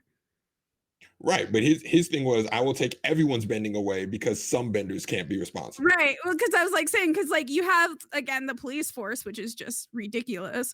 But then again, like you also have, like we were saying, the firebenders are literally manual labor. Like they're literally abused for their powers. And so you start hearing Amon in the first couple episodes, and you're like, I'm not saying he's right. Nah, I He said ain't that wrong. I was saying that nigga was wrong from the beginning. Nah, he had me. The first couple episodes, he had me. The whole my face was horribly scarred by a firebender. Asami's like, yeah, my mom was killed by a firebender. Mako, my parents got caught in the gang war between benders, and we're orphans. I'm like, dang, maybe benders are the problem. Then that nigga showed up with Sentinels like Operation Zero Tolerance, and I was like, oh, okay, no, you're the villain. You're the bad guy. Thank you, Nickelodeon, for reminding me who the bad guy is. Why did you say that, Jarrett? He called him Bender Sanders. Get the fuck. Yo, Amon was definitely Killmonger. Said a few things that make sense, and then you expand that philosophy out to its logical conclusion. Like, oh, okay, no, you're actually a problem. Like he bombs a state, like an outright terrorist attack reminiscent of 9/11 happens on Legend of Korra, and you're like, what the fuck? Yeah. It is unambiguous terrorism. People die. And you're just like, oh, this is happening. Okay. Then they go full uncomfortable territory just to drive the point home with Amon calling himself the solution and cleansing impurities just to drive that point home. This is the villain. Yeah, I think it was one of those moments where like my Jewish family history kicked in and I went, nope. Yeah. It's like, I know the beginning of this rhetoric. You are still the bad guy. Yep. And it's so well done and it's so subtle in the beginning that by the time the full swerve hits, if you didn't catch it in the beginning, you're like, oh God, I see how people get swept up in this. Mm-hmm. No, it's definitely one of those where like your morals have to be made of stone. Yes. Like they just have to be made of stone for like, and most people like, no, this isn't shade to anybody. There are always going to be some people who won't be bent by this, but then there's always going to be others who are, and that's just kind of how it is. It's just really important to try and catch people before they get swept up, which is what's been really frustrating about what's been happening lately. Watching Korra now, a lot of the themes they cover are so prescient, like today. Well, a lot of that stuff is starting then too. Yeah. The villain of season 2, his whole thing is we've lost our connection to the spirits. We are too modern. We've strayed from our roots. And he engenders a lot of empathy. And then the swerve hits, you're like, oh nope, still the bad guy. Nope, he's still terrible. Season 3 is interesting because the villain is outright the bad guy from the beginning. He just has a point. He's a violent sociopath. He just has a point. This villain of season 3's whole thing is the current order sucks. The right message coming from the wrong people. No, that is exactly what season 3 is. The right message from the wrong people. He's like, the current order sucks. The Earth Queen is corrupt. The government in Republic City is ineffective. He's an anarchist. He is an anarchist in the purest sense. And he gets all of his philosophy from an airbender. And the whole airbender philosophy of freedom and not being tied down, that's where he gets his philosophy from. And you're just like, oh, I don't think this was the interpretation that the air nomads had. No, when they wrote this. But we know what the interpretation of the air nomads had because of the first Avatar with Aang, because Aang was the last of the nomads. Right. So just watching that villain go through his progression and just talking to people and almost convincing Korra. Yeah. She was like the best person for it too. Because she would know better than anybody that everything's sex. Right. And then the villain in season 4 is just, the world sucks. It sucks because of you. I'm just going to fix it now. This is so hard. And I feel so bad for Korra. The whole entirety of the series is a rejection of the Avatar as a concept. And this poor teenage girl who's caught up in it. Right. The most powerful person in the world that nobody wants and everyone's trying to manipulate. Yeah, I feel so bad for her. She has such a... That's part of why I'm just like, Korra and Asami. Right. Happiness. I'm so happy. Like, even when they tried to do the whole love triangle, Asami's never pissed at Korra. Never. She's angry at the correct person to be angry at. Right. She's like, nah, I'm cool with Korra. She's not the one that's lying to me. Right. Korra doesn't lie, specifically. Yeah. Love Korra. But no, I really enjoyed it. I enjoyed the world building. I think you were right the first time.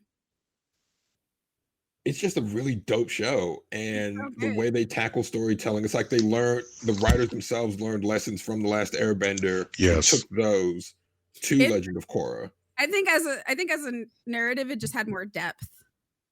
Yeah. And I'm not saying that that Avatar Last Airbender didn't have depth, because it did, but I think they were definitely focused on making it a kid's show and making it more understandable for kids. That there were some narrative sacrifices that they made in order to do that, and they just didn't do that with Korra, and so they were able to go deeper than they could have than with Avatar. Yeah, I agree with you, and also think that the callbacks they do choose to use and the characters they do choose to bring back are the characters you want to see, right? Like, it's not necessarily like, as much as I love Aang is not the star of Avatar: The Last Airbender. Like, he is not the star, and is Zuko, Katara, everybody else has a deeper character arc for the most part. Besides Avatar. Convince me that the last 2 seasons aren't about Zuko. No, they are. Like that's like the first two are Korra's story, and the last is Zuko's. It's really Zuko and Katara. Yeah, because the I only don't growth. support that ship at all. Well, no, they work as friends. It is clear that Katara and Aang were supposed to be the couple. They're the final couple. Fine, whatever. It comes out of nowhere. It only starts in season 3 when Aang recovers from trauma, and now magically Katara's returning his advances. That's fine. No, it didn't come out of nowhere. It was pretty gradual. It was always there. Aang has had a massive crush on Katara since literally the beginning. Right. Aang's had the crush on Katara. But Katara has so much going on in her mind that she's like, what? Right. I have to think about this. Right. Which actually, when that happened, when she's just like, excuse me, what? She's like, we're trying to save the world literally, and there's a war, and my dad might die, and my brother, I don't know what the fuck is happening with my brother, and there's this bitch becoming the moon, and like, what? Yeah. Feelings? That's fine. Right. So I didn't think it came out of nowhere. Like, it was definitely. I think her returning his feelings. It was forced. Better. Yes. I think it was rushed. Yes. Not forced. Very much rushed. I don't think it was forced. I think it was rushed. But I still always think that they meant to do another season because there's only 3 books. Well, I mean, that would make sense though, because he already knows Air. So. Right. I think there's always meant to be 4 books, but they only did 3. And I think one of their seasons got cut somewhere in the writing phase. Well, Nickelodeon is good for that. That is very true. Right. That's a Nickelodeon thing. So I think one of their seasons got cut. And yeah, that is such a Nickelodeon thing. But they were able to get it in there. But yeah, it was very rushed. I just don't think it was forced. I think it was a plan from the beginning. But otherwise, they wouldn't have Aang making googly eyes at her forever. That's fair. Forever. I'm just like, please stop making googly eyes at her. Like, there's that whole episode he's trying to make her jealous. Yeah, and then the episode where she gets sent to prison and may or may not have had a thing with Haru, and I love that Toph makes a joke about it. That was really funny. Toph's like, I knew you had a thing with Haru, and she was like, I don't know what you're talking about. And Toph, all right, when you watch that scene, Toph is my favorite character. No, it didn't happen. Watch Toph's face because she's kind of smirks, like, oh, you're lying right now. You're lying. Right, because Toph can hear everything. Yeah. Toph might be my favorite character out of the Avatar series. Like, oh yeah, Toph's great. It goes. Yeah. I love Toph. I love Korra and I love Toph. Like that. And Asami. Also, we get to see Aang's kids in Korra, and we learn that Aang is a shitty father. He's a terrible father. Horrible father. But I always had a feeling. Which, I mean, father. I mean, you got to think about it. Kind of grew up without one. You didn't have that. like he wouldn't have been the best. I bet Zuko was a great dad. Oh, I bet Zuko was a great dad. Well, that's what his kids and grandkids say. They talk about their caring, loving grandfather. I love Zuko. Because Zuko had an example of what it meant to be a father. He had Iroh. He had Iroh, and then he had his own father, where he literally had, this is a monster. Like, this is a monster. This is a loving father. Like, Zuko had like bad, good. This is what you do. This is what you don't do. And I mean, his own father hurt his face. Right. And Aang, we learned through his kids, once Tenzin was born, the youngest, he was like, oh, I have an airbender son. Yes, I'm going to teach you all the things, and neglected his other kids. So they end up acting out. And Tenzin feels jealous because he feels, or not jealous, feels bitter because dad always pushed me so hard to do this. And that's reflected in Tenzin's parenting because he is a loving, caring father because he had an example of what a bad father is. With And all their children. One of the through lines through all 4 seasons of Korra is Tenzin is a good dad. Doesn't Tenzin have like 5 kids? Pema's pregnant in the beginning, and I think she's pregnant at the end. At the end, yep. At the end, too. Yeah, she has 5 kids. 5 kids. Right, and she keeps getting pregnant with these babies. Look, man, you gotta do what you gotta do, man. Ain't the Avatar ain't gonna be a build itself, baby. Air nomads ain't gonna repopulate themselves, baby. We on a mission. On a mission. We need these air nomads. There's only us. And also, it was kind of jarring hearing J.K. Simmons be a loving father and not a piece of shit. Like, that was jarring. Fair. Yeah. Fair. Okay. I know we're saying Tenzin, but like, thank you, Final Fantasy 14. All I'm hearing is that one boss fight with the Phoenix, and she's like, Tenzin! Yo. His name is Tenzin in the Sacred Beast quest line. Wow. So every time I just keep thinking of the Phoenix, because she just keeps yelling his name throughout the whole fight. I just keep thinking of the Phoenix going, Tenzin! All right. Also, they don't touch on this really in the show, but in the comics, his daughter is Pan as well. I didn't know that because I don't read the comics. I didn't even know there were comics. Yeah, there's comics. Yay. His daughter is Pan. That makes me happy. Okay. I've talked about as much as I can without spoiling stuff. Aaron, do you have anything you would like to add before we get into spoilers? No, I'm ready. I'm actually ready to spoil. I got some stuff. What we could do is have a episode point part 2, and then spoil the shit out of it. I mean, you the host. It was good. Because that'll also give me time to rewatch everything, so I can drop hella bombs. Hey, you know what? I mean, I think that's fair. Yeah, you the one that's running everything, boss. More content for you, boss. I love content. You know, we're at content farm right now for you, boss. Content cartel. Yes, just give me content because I literally haven't built a docket for 2 months. Listen, I'm just a guest of a guest of a guest. I ain't got nothing to do with nothing. Guess that y'all don't even know I'm here. I'm a ghost. How are cartels functioning in this era of the Rona? Perfectly fine, because they're cartels. Well, no, I'm serious. Like, do you just call into be like 1-800 cartel? I think one of the cartels has been handling medical supplies. They probably have. I would believe that. I would believe that because this is the world we live in. You have to remember that a lot of the like gangs and cartels and stuff actually started up because governments were shit. Yes.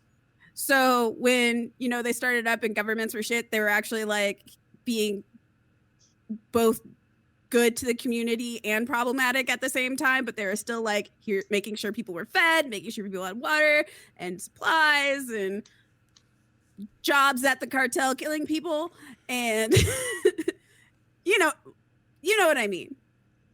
And then next thing you know, it just is, shit is elaborating and it gets worse over time. Well, yeah, I mean, some of that's happening right now. Communities are in need and the government is shit and cartels are here to help.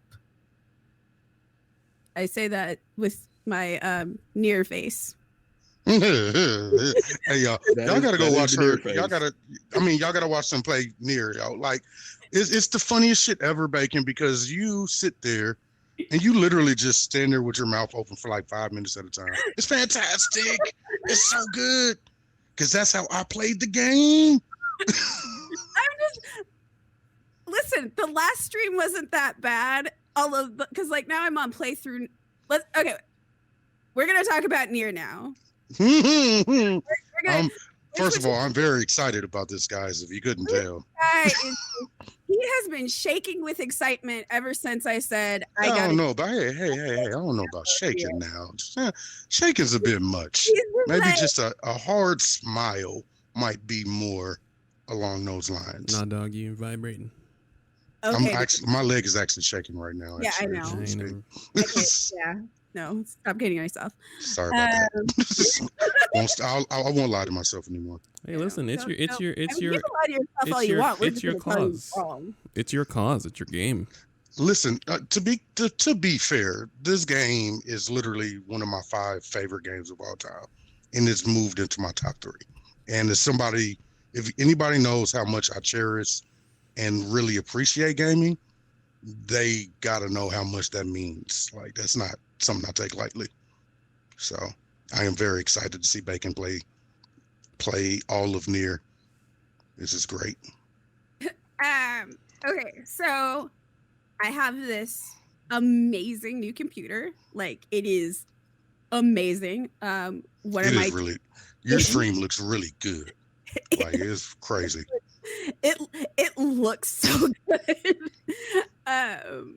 It's like, I can't emphasize that. One of my friends helped me build a custom machine specifically so that I could do broadcasting while gaming, and also so I can do graphic design. So for computer tech nerds out there, I'm sure you understand what kind of computer I'm talking about. Mm-hmm. But it's very pretty, and it's also very pastel pink. There's lots of pink. However, so I got this new machine, and I'm just like, I've been wanting to play Nier, and I've been wanting to stream it, but I needed a new computer to stream it because, like, I needed to have a capture card, and internal capture cards have a much lower latency than external capture cards, and my laptop could not handle any latency issues. There was already all kinds of problems. So new machine. And then, like, you know, I turned on my computer, saw that there is literally no downtime on startup, even with a variety of programs on it. And I went, I think I'm going to download Nier for my computer. I think I'm going to play it from my computer. And voila. Here we are. So I'm starting to stream Nier, and Aaron Bapp has been literally vibrating the entire game. So I know Nier top to bottom. Like, when you said where you were, I knew exactly how many quests you had done. Like, I know that game top to bottom from the back of my hand. I know almost every line. How hard ass I am on side quests. Oh well, no, I wasn't worried about the side quests because I knew what was going to happen. So I was like, well, yeah, you'll be fine. Yeah, you'll see those side quests again. I'll just keep hitting side quests until I hit a wall. Yeah, you'll be. That's why I was like, you'll be fine. It's like, no, I just want to go over here. But yeah, the game is a lot. I have beaten my first playthrough, which means I'm like not even a fourth of the way through the game. And it's a lot. There's a lot of WTF moments, like right off the bat. It's a lot. It's a lot of you'll understand more as you play it. Yeah. Right. So like that's the best thing about it.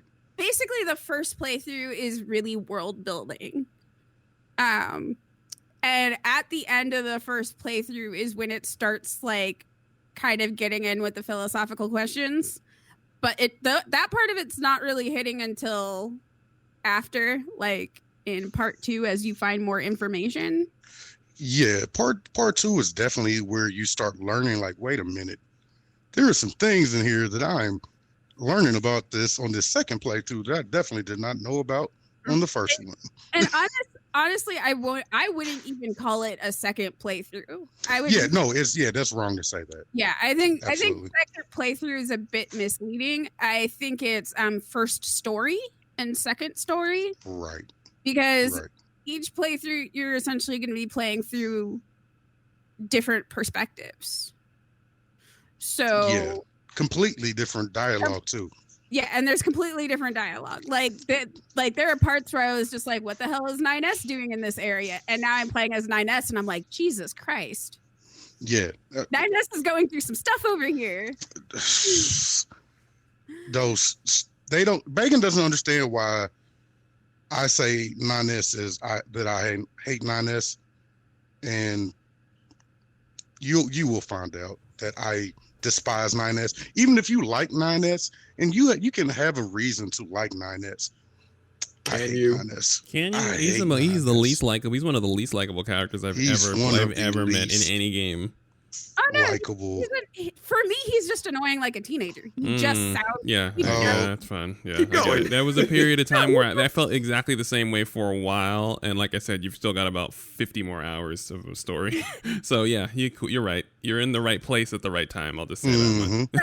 Right, I'm sure stuff is going to be happening. Yeah. But at the moment, he's just an annoying teenager. Also, shout out to 14 for halfway spoiling Nier in their first raid. Listen, now do y'all see why I was so excited? I was like, wait a minute, they are pulling directly from Nier. No, Like, this is story. Listen, I am very thankful for. I would imagine so. I am extremely thankful for the Angles boss fight because I knew what mechanics were before. Hilarious. I'm like, oh, I know when he raises his arms up, I gotta go up close. Yeah. And I do have to say, like, those fists though are much more dramatic in here. Like, it's it is so slow in Final Fantasy 14. Like, going from Nier to Final Fantasy 14 copied factory, I'm just like, I'm like, how do people not dodge these attacks? They're so slow. Yo, so I was watching, I'll never forget the day they said that Nier was going to be on Final Fantasy 14. I literally messaged Dose at like 7 in the morning. It was like, well, they got me. And I just sent him a text message like, look, here it is. I'm playing Final Fantasy 14 now. Thanks. Couldn't help it. Has he even done the Nier raid yet? Nope. Yeah. No, I haven't. I have not touched one part of it. We've been doing Ivalace. Shit. Okay, yeah. Let's finish Ivalace so we can get you in the copied factory. Like, I'm like, he has the gear. He can live through it. I mean, I could have done the copy factory last time we ran, but and can somebody make him finish getting all of his flight quests? This nigga's rushing through Final Fantasy 14 to do copied factory. He hasn't done copied factory and still can't fly in 2 different expansions. 3. I can't fly. I literally have I have Aether currents for like maybe 10 places. literally beaten all of the quests, done everything, and he still can't fly. I will say, just partly. My favorite Nier related moment. I was doing copy factory with my brother for the first time, and I was with boss, you. Yeah, and he was like, "Why is 9S fighting us? Isn't he supposed to be a good guy?" The whole alliance. Oh, you sweet summer child. that was really funny. That was really cute. They're like, "Oh, you haven't played Nier yet. Don't worry about it. No, it's cool. Just don't worry. It was really cute. Yeah, Bacon. Bacon almost got me. I felt so bad. I was like, because I had mentioned something, and I'm not going to mention it here. It's not a big spoiler or anything, but I mentioned it in the chat. I don't know if it just you didn't hit 2 and 2 together, but I felt so bad. Like, oh my God, I think I spoiled something, and I disappeared. Like, the fact that I know so much about that game leads me to try and tend to be quiet about it, because there are so many different, like, jaw-dropping moments. Well, the end of the second Simone fight, when it goes to words, that's totally unexpected. Yeah, well, the thing is that I definitely have some ideas on where things are headed, and I don't think I'm wrong. And I'm not gonna say my guesswork out loud. I don't do that.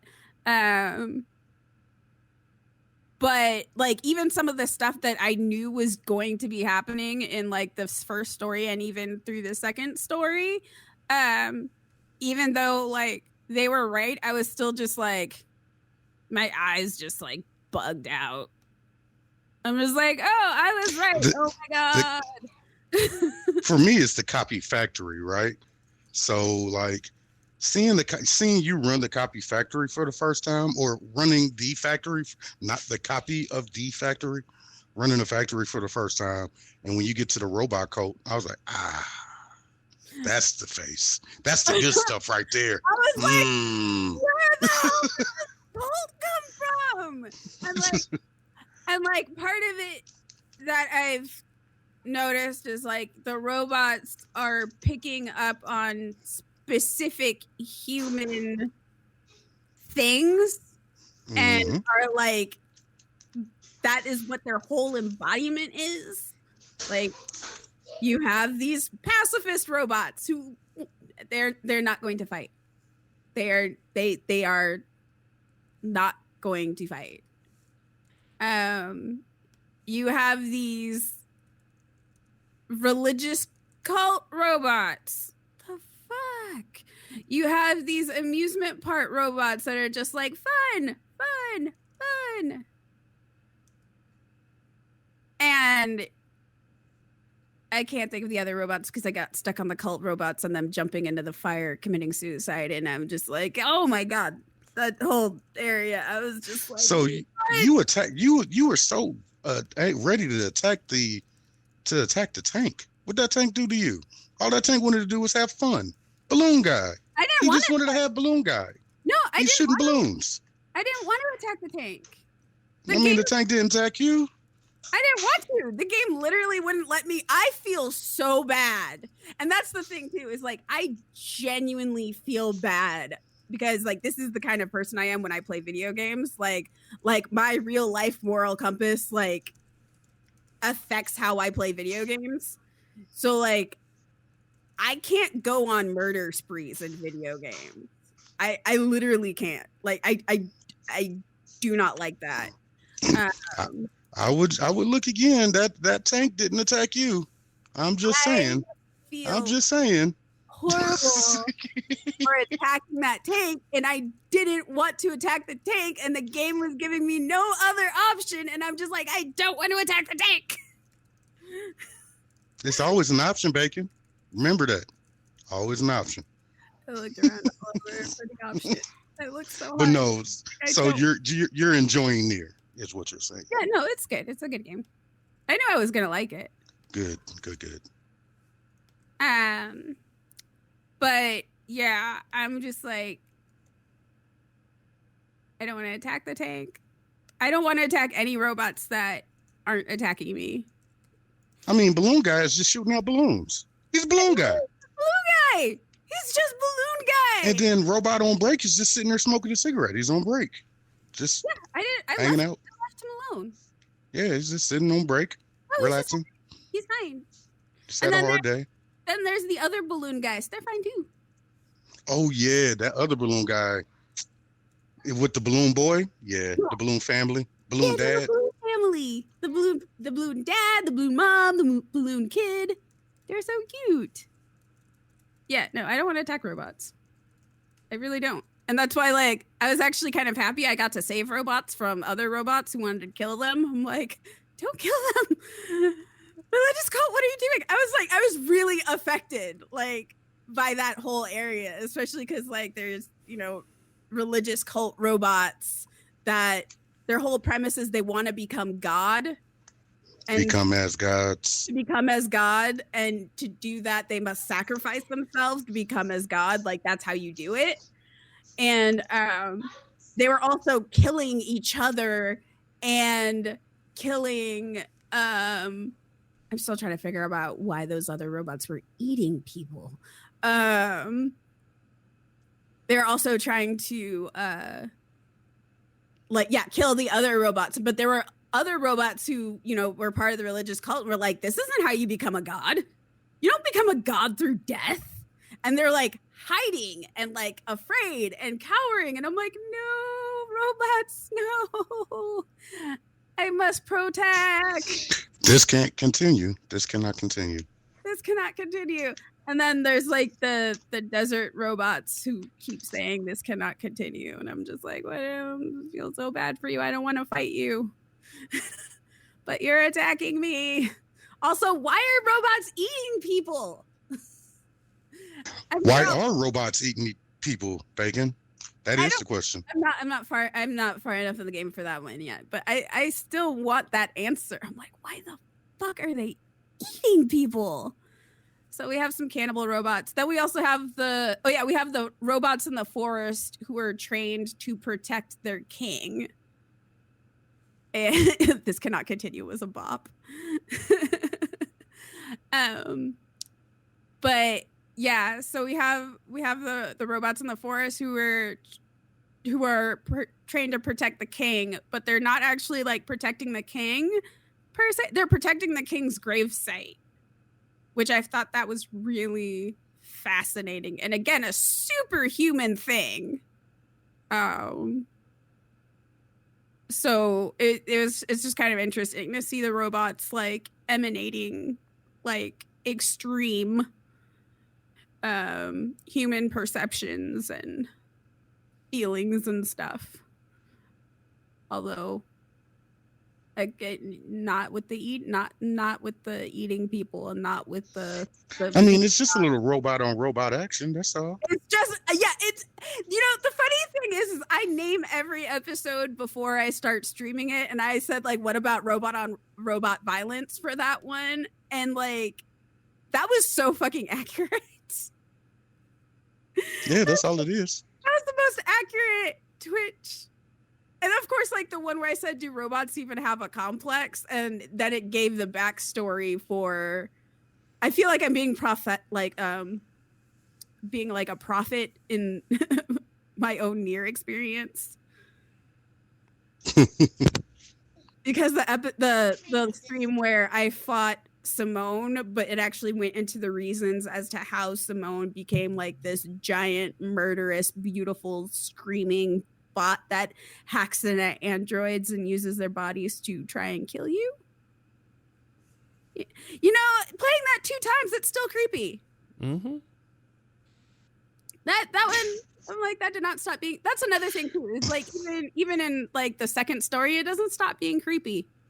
So that I think a lot of that, what helps the creepiness as far as it's the soundtrack, right? Like Janae Renee is one of the vocalists on there, and it feels like a black woman is singing to you, right?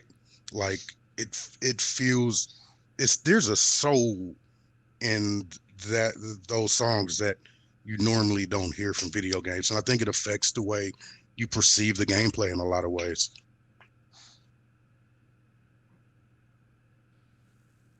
I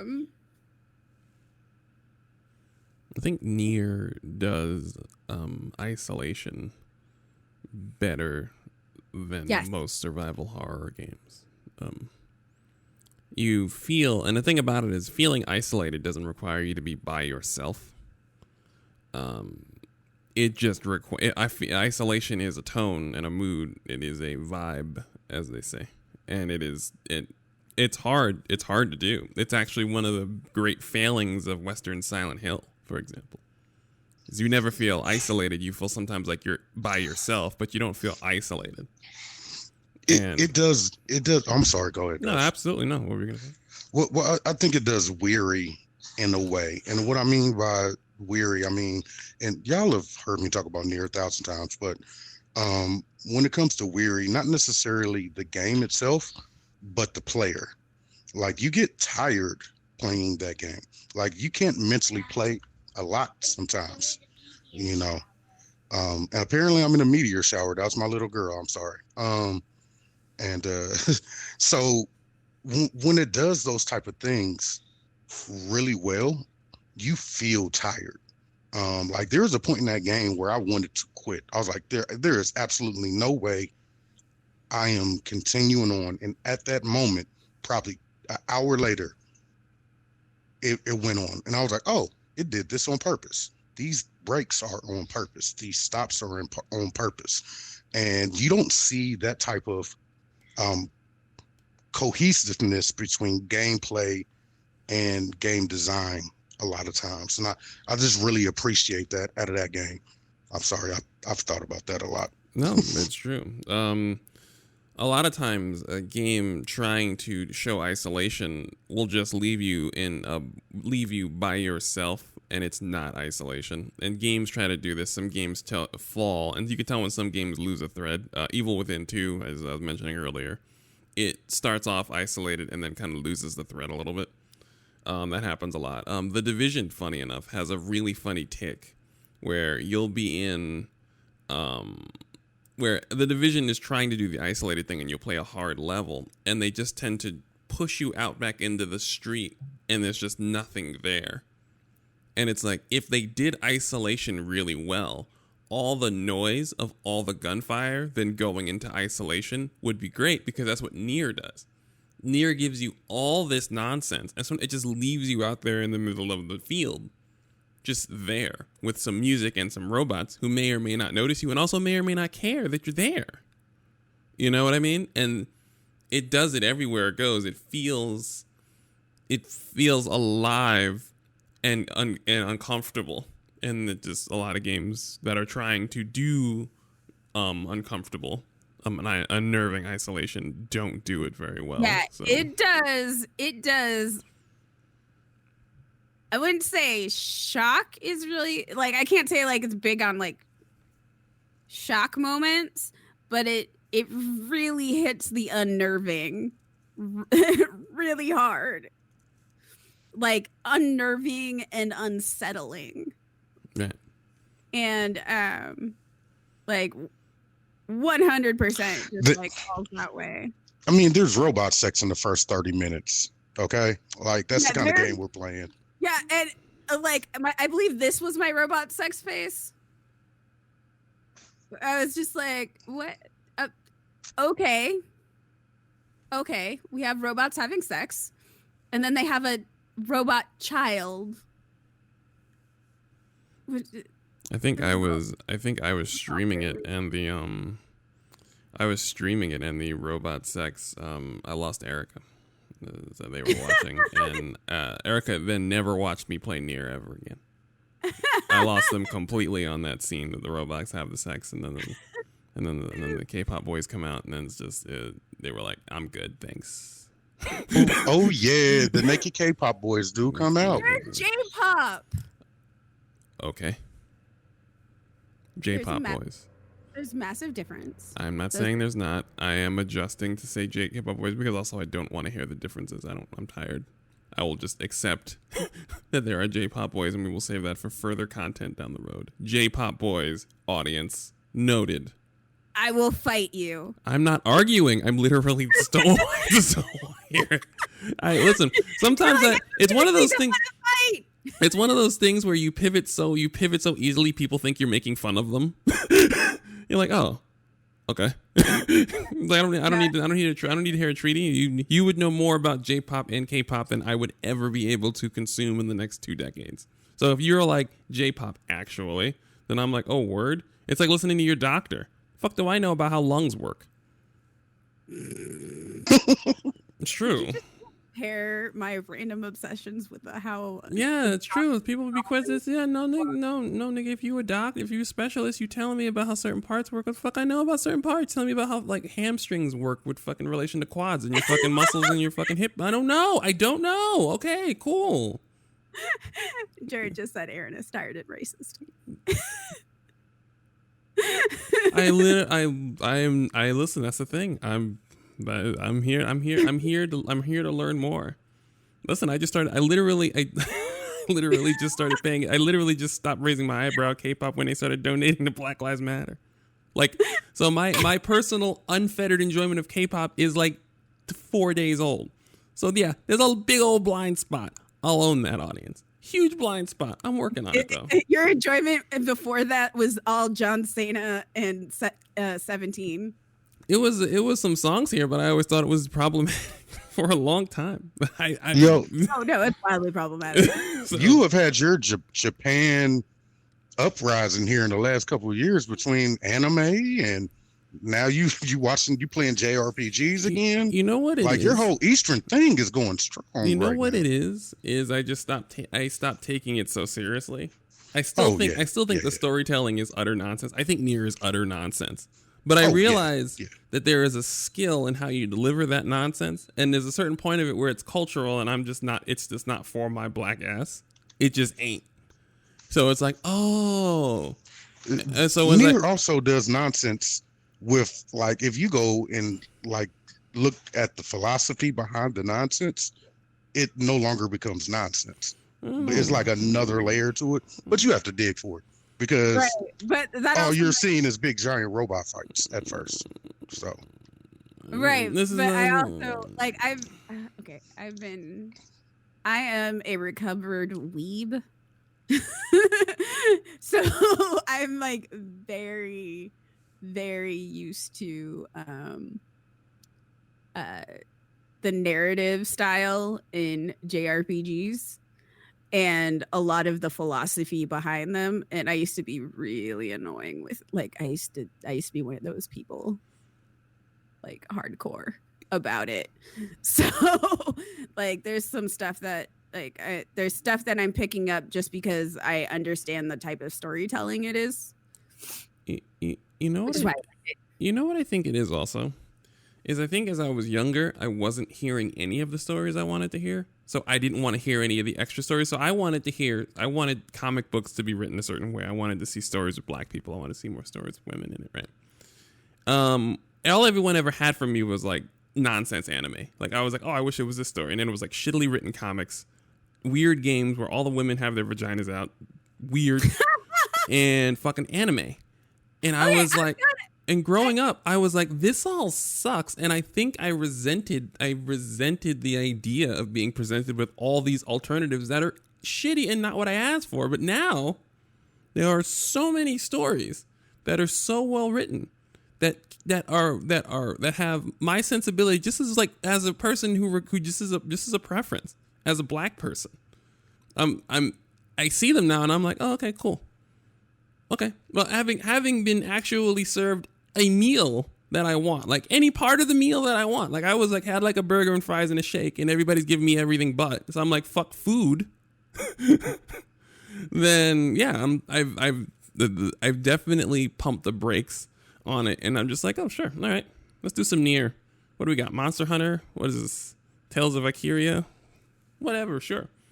There was that one about the war. There was that real-time strategy game about the war I wanted to get. I forgot what it was called.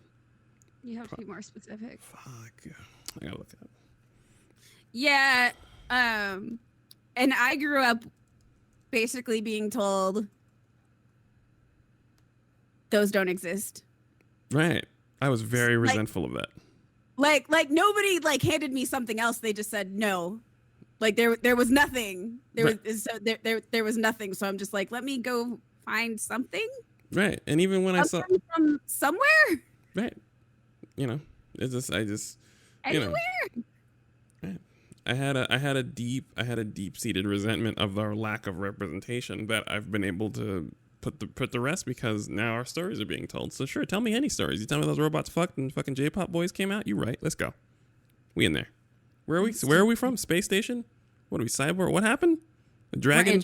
What happened? A dragon fell through a dimensional portal and died in Japan, and its remains gave everybody a disease that ended the world. Word? Okay, cool. You right. I do have to say one of my other favorite things is that all the humans look like shit in Nier. There are humans in that game? I was gonna let that slide. I was gonna let it slide because I think we need. I think we need to. I think we just need to leave it at that because there's some stuff that Bacon has not read. Oh, remember, I'm on story 2. Yeah, let's just leave that one alone. Yeah. So I mean, it's in the first 2 episodes, but you just haven't read something that will make things clear. Aaron, Is the series you're thinking of Tales of Cold Steel or Valkyria Chronicles? Where like you have a tank and it's real-time strategy? Yeah, Valkyria Chronicles, yes. Okay. Yeah. But what I'm saying is everything outside of a main character looks like awful. It's all rough. I have a general rule about the game. I have a general rule. I feel the way about Control that Bab does about Nier. So now when people tell me about Control and haven't finished it, I just go, yeah. Yep. Control is one of those games too. It's like, I agree with I you. was like, oh, people are like, yeah, man, I was doing this part of Control and I got like the bagel right. I made the cream cheese bagel, yo. Is it everything bagel? You know what I'm saying? I'm like, yeah, that bagel's cool. That bagel's crazy. Some things you just gotta let people discover on their own. Also, Jared, I don't appreciate that Code Geass reference. That still hurts. That still hurts. That Nippon Banzai, yeah. La Luz. It's cute. I also love how the movie pretends like the saddest death of the series just never happened. Yeah. Like the movie's like, hey, it was this character that died. Are they going to contribute to the movie? Nope. Just wanted to show you that they were alive. You need to play Control and Nier. We're here to make you spend your money. I mean, how many people have bought a Switch because of bacon? Apparently, I'm a Switch hustler. If you don't have the money, just get an Xbox, baby. Control will be there in like 2 months. Yeah. Nier's not wrong. Yeah, game's on. No Man's Sky is on Game Pass now. We're not talking about No Man's Sky. We're talking about Nier and Control. fair. What I'm saying is what we should do, what we're going to have to do, because we have... like 2 hours? Right, is that we're going to have them make a note, which I've made, because I'm a professional. Can I show you my rose-scented manic purchase that I don't remember? There's a rose-scented manic purchase that needs to be seen on an audio program. I'm interested. Yes. All right. Because I'm going to describe it. Okay. Look. Also, I'm going to go to Wonga's Island. Look, I got a case for my Switch. And it is super pink. And blue. And Have pink. you been playing Animal Crossing this whole time? I have been playing Animal Crossing this whole time. Of course. And then look, I have my games. And because it's like super Japanese, the product freshness package thing smells like rose. And it's super pink and it has a cat paw on it. I'm gonna post pictures of this online. And even the zippers have cat paws. Clearly I was having a bad day. And I don't know where I found this. But apparently I bought it. That looks fine. But it smells like rose, and now my Switch smells like rose. And yes, I've been playing Animal Crossing this whole time. I don't know why you thought I wouldn't be playing a game this whole time. Bacon is, I can't recall the last time Bacon has recorded a program not playing a video game during the recording. No, that's fair. I can't, yeah. So, the next time we all convene, Legend of Korra spoilers. All the spoilers. Yeah. We're giving everybody a chance. Actually, I need one too. One of the reasons why I said very little is because I hadn't watched Legend of Korra in several years, and I was just leaving the floor to people who just watched it. But if I get a chance to watch it, fuck yeah. Yeah. All right. So we'll give everyone a chance to watch it. It is on CBS All Access. So when you're done watching your Star Treks, you can go see season 1 and 2 on CBS All Access. And then cancel. Exactly. Unfortunately, if you want seasons 3 and 4, you have to go to Amazon Prime and buy their Nickelodeon channel. But if you bought their Nickelodeon channel, you can watch all 4 seasons, all right? Yes. Okay, fair enough. I'll just do that then. Wait. Okay, so you have to buy the Nickelodeon CBS. You have to do CBS and then buy the Nickelodeon channel? If you go through Prime and just buy the Nickelodeon channel. Oh, okay. I'll just do it that way. I hate giving Amazon more of my money, but they get all of my money in whatever form they can anyway because I live here. So And they own everything. And they get my tax money. Yeah, they own your government. They literally own my government. And you should listen to the ADD Space episode about how Amazon owns the government in the state of Washington that we did 2 years ago, year and a half ago. Year and a half ago. Please, for the love of God, listen to that episode because I'm losing my mind.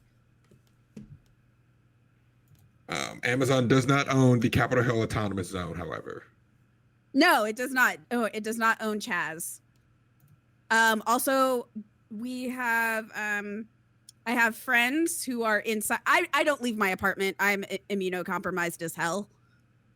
So like I'm like I would love to go out and protest. So this is my best way of protesting is just yelling that white people are trash into a mic.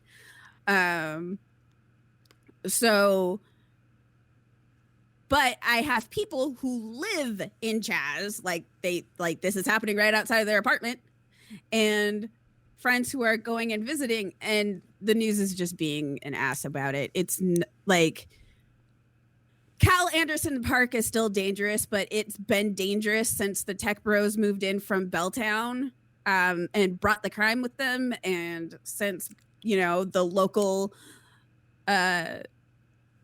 housing residences have been just raising their rents and people have been losing their places where they can live. So yeah, Cal Anderson is dangerous. So it's not any more dangerous now that the police are gone. They weren't doing anything to begin with. But it is safer to walk around since, people aren't just randomly attacking you for being gay. And I'm not bitter. And there's community gardens right now and some wonderful, very lovely, creative white people graffiti. White people can't do graffiti here. Their way of tagging something is like a cartoon whale. But they're trying. No, it literally, there's a tag and I can usually tell, I'm like, that's a white person. But I also grew up where like graffiti is actually like a serious thing. And when I mean serious, I mean a serious art form. 2 Americas. Right. Like people see graffiti and like, on the side of buildings or like wherever the hell else. And they're just like, meh. And I'm like, that's beautiful. That's a beautiful work of art. Hegs is like, I appreciate the effort. Right. It's a lot of good work. I have someone likes Doctor, I guess. I love graffiti. I think it is great. I have 0 issues with graffiti when it's done well and respectful. And there's actually a massive like code around graffiti and like doing graffiti art. There's like a whole code of rules, which is how I can tell if it's a white person. Because white people don't know them rules. They're usually tagging over each other's shit, which is against the rules. Rules are guidelines, really, when you're privileged. Motherfuckers don't believe in contagious viruses. I don't believe in contagious viruses. But, and apparently most people are masked. So the news saying that people are just walking around there unmasked, most people are masked. And they're handing out free food. So we'll see how that goes. Okay. But it's not what the news is saying it is. Also, I also want to mention that the police abandoned it. They abandoned the precinct. They weren't pushed out. Hilarious. They threw a temper tantrum and said, we're taking our ball and going home. No, they literally threw a temper. And they even were caught. There's even like audio on the scanners basically saying that. So, yeah. Yeah, it's not true. So take it from somebody who lives here. Because I live here. And there's like, so it's interesting. The world is on fire and part of my city has declared independence. Although, like, organizers here are getting really irritated because they feel like the Black Lives Matter messaging is getting lost in the Chaz thing, which, of course, it is. They're like, oh my God, look at what Seattle's doing. And it's just like, yeah, Seattle's doing this because Black Lives Matter. Because, I mean, we've been protesting at that precinct for 6-7 years now.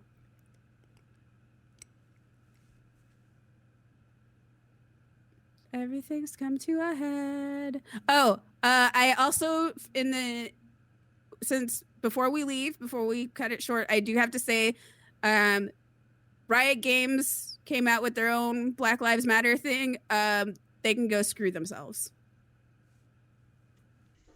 On that note, we can leave. Have a pleasant day. Now you want to leave, huh? Bye, everybody. Go ahead, stand up, stand up, stand up. Stand up. Stand up. Stand up.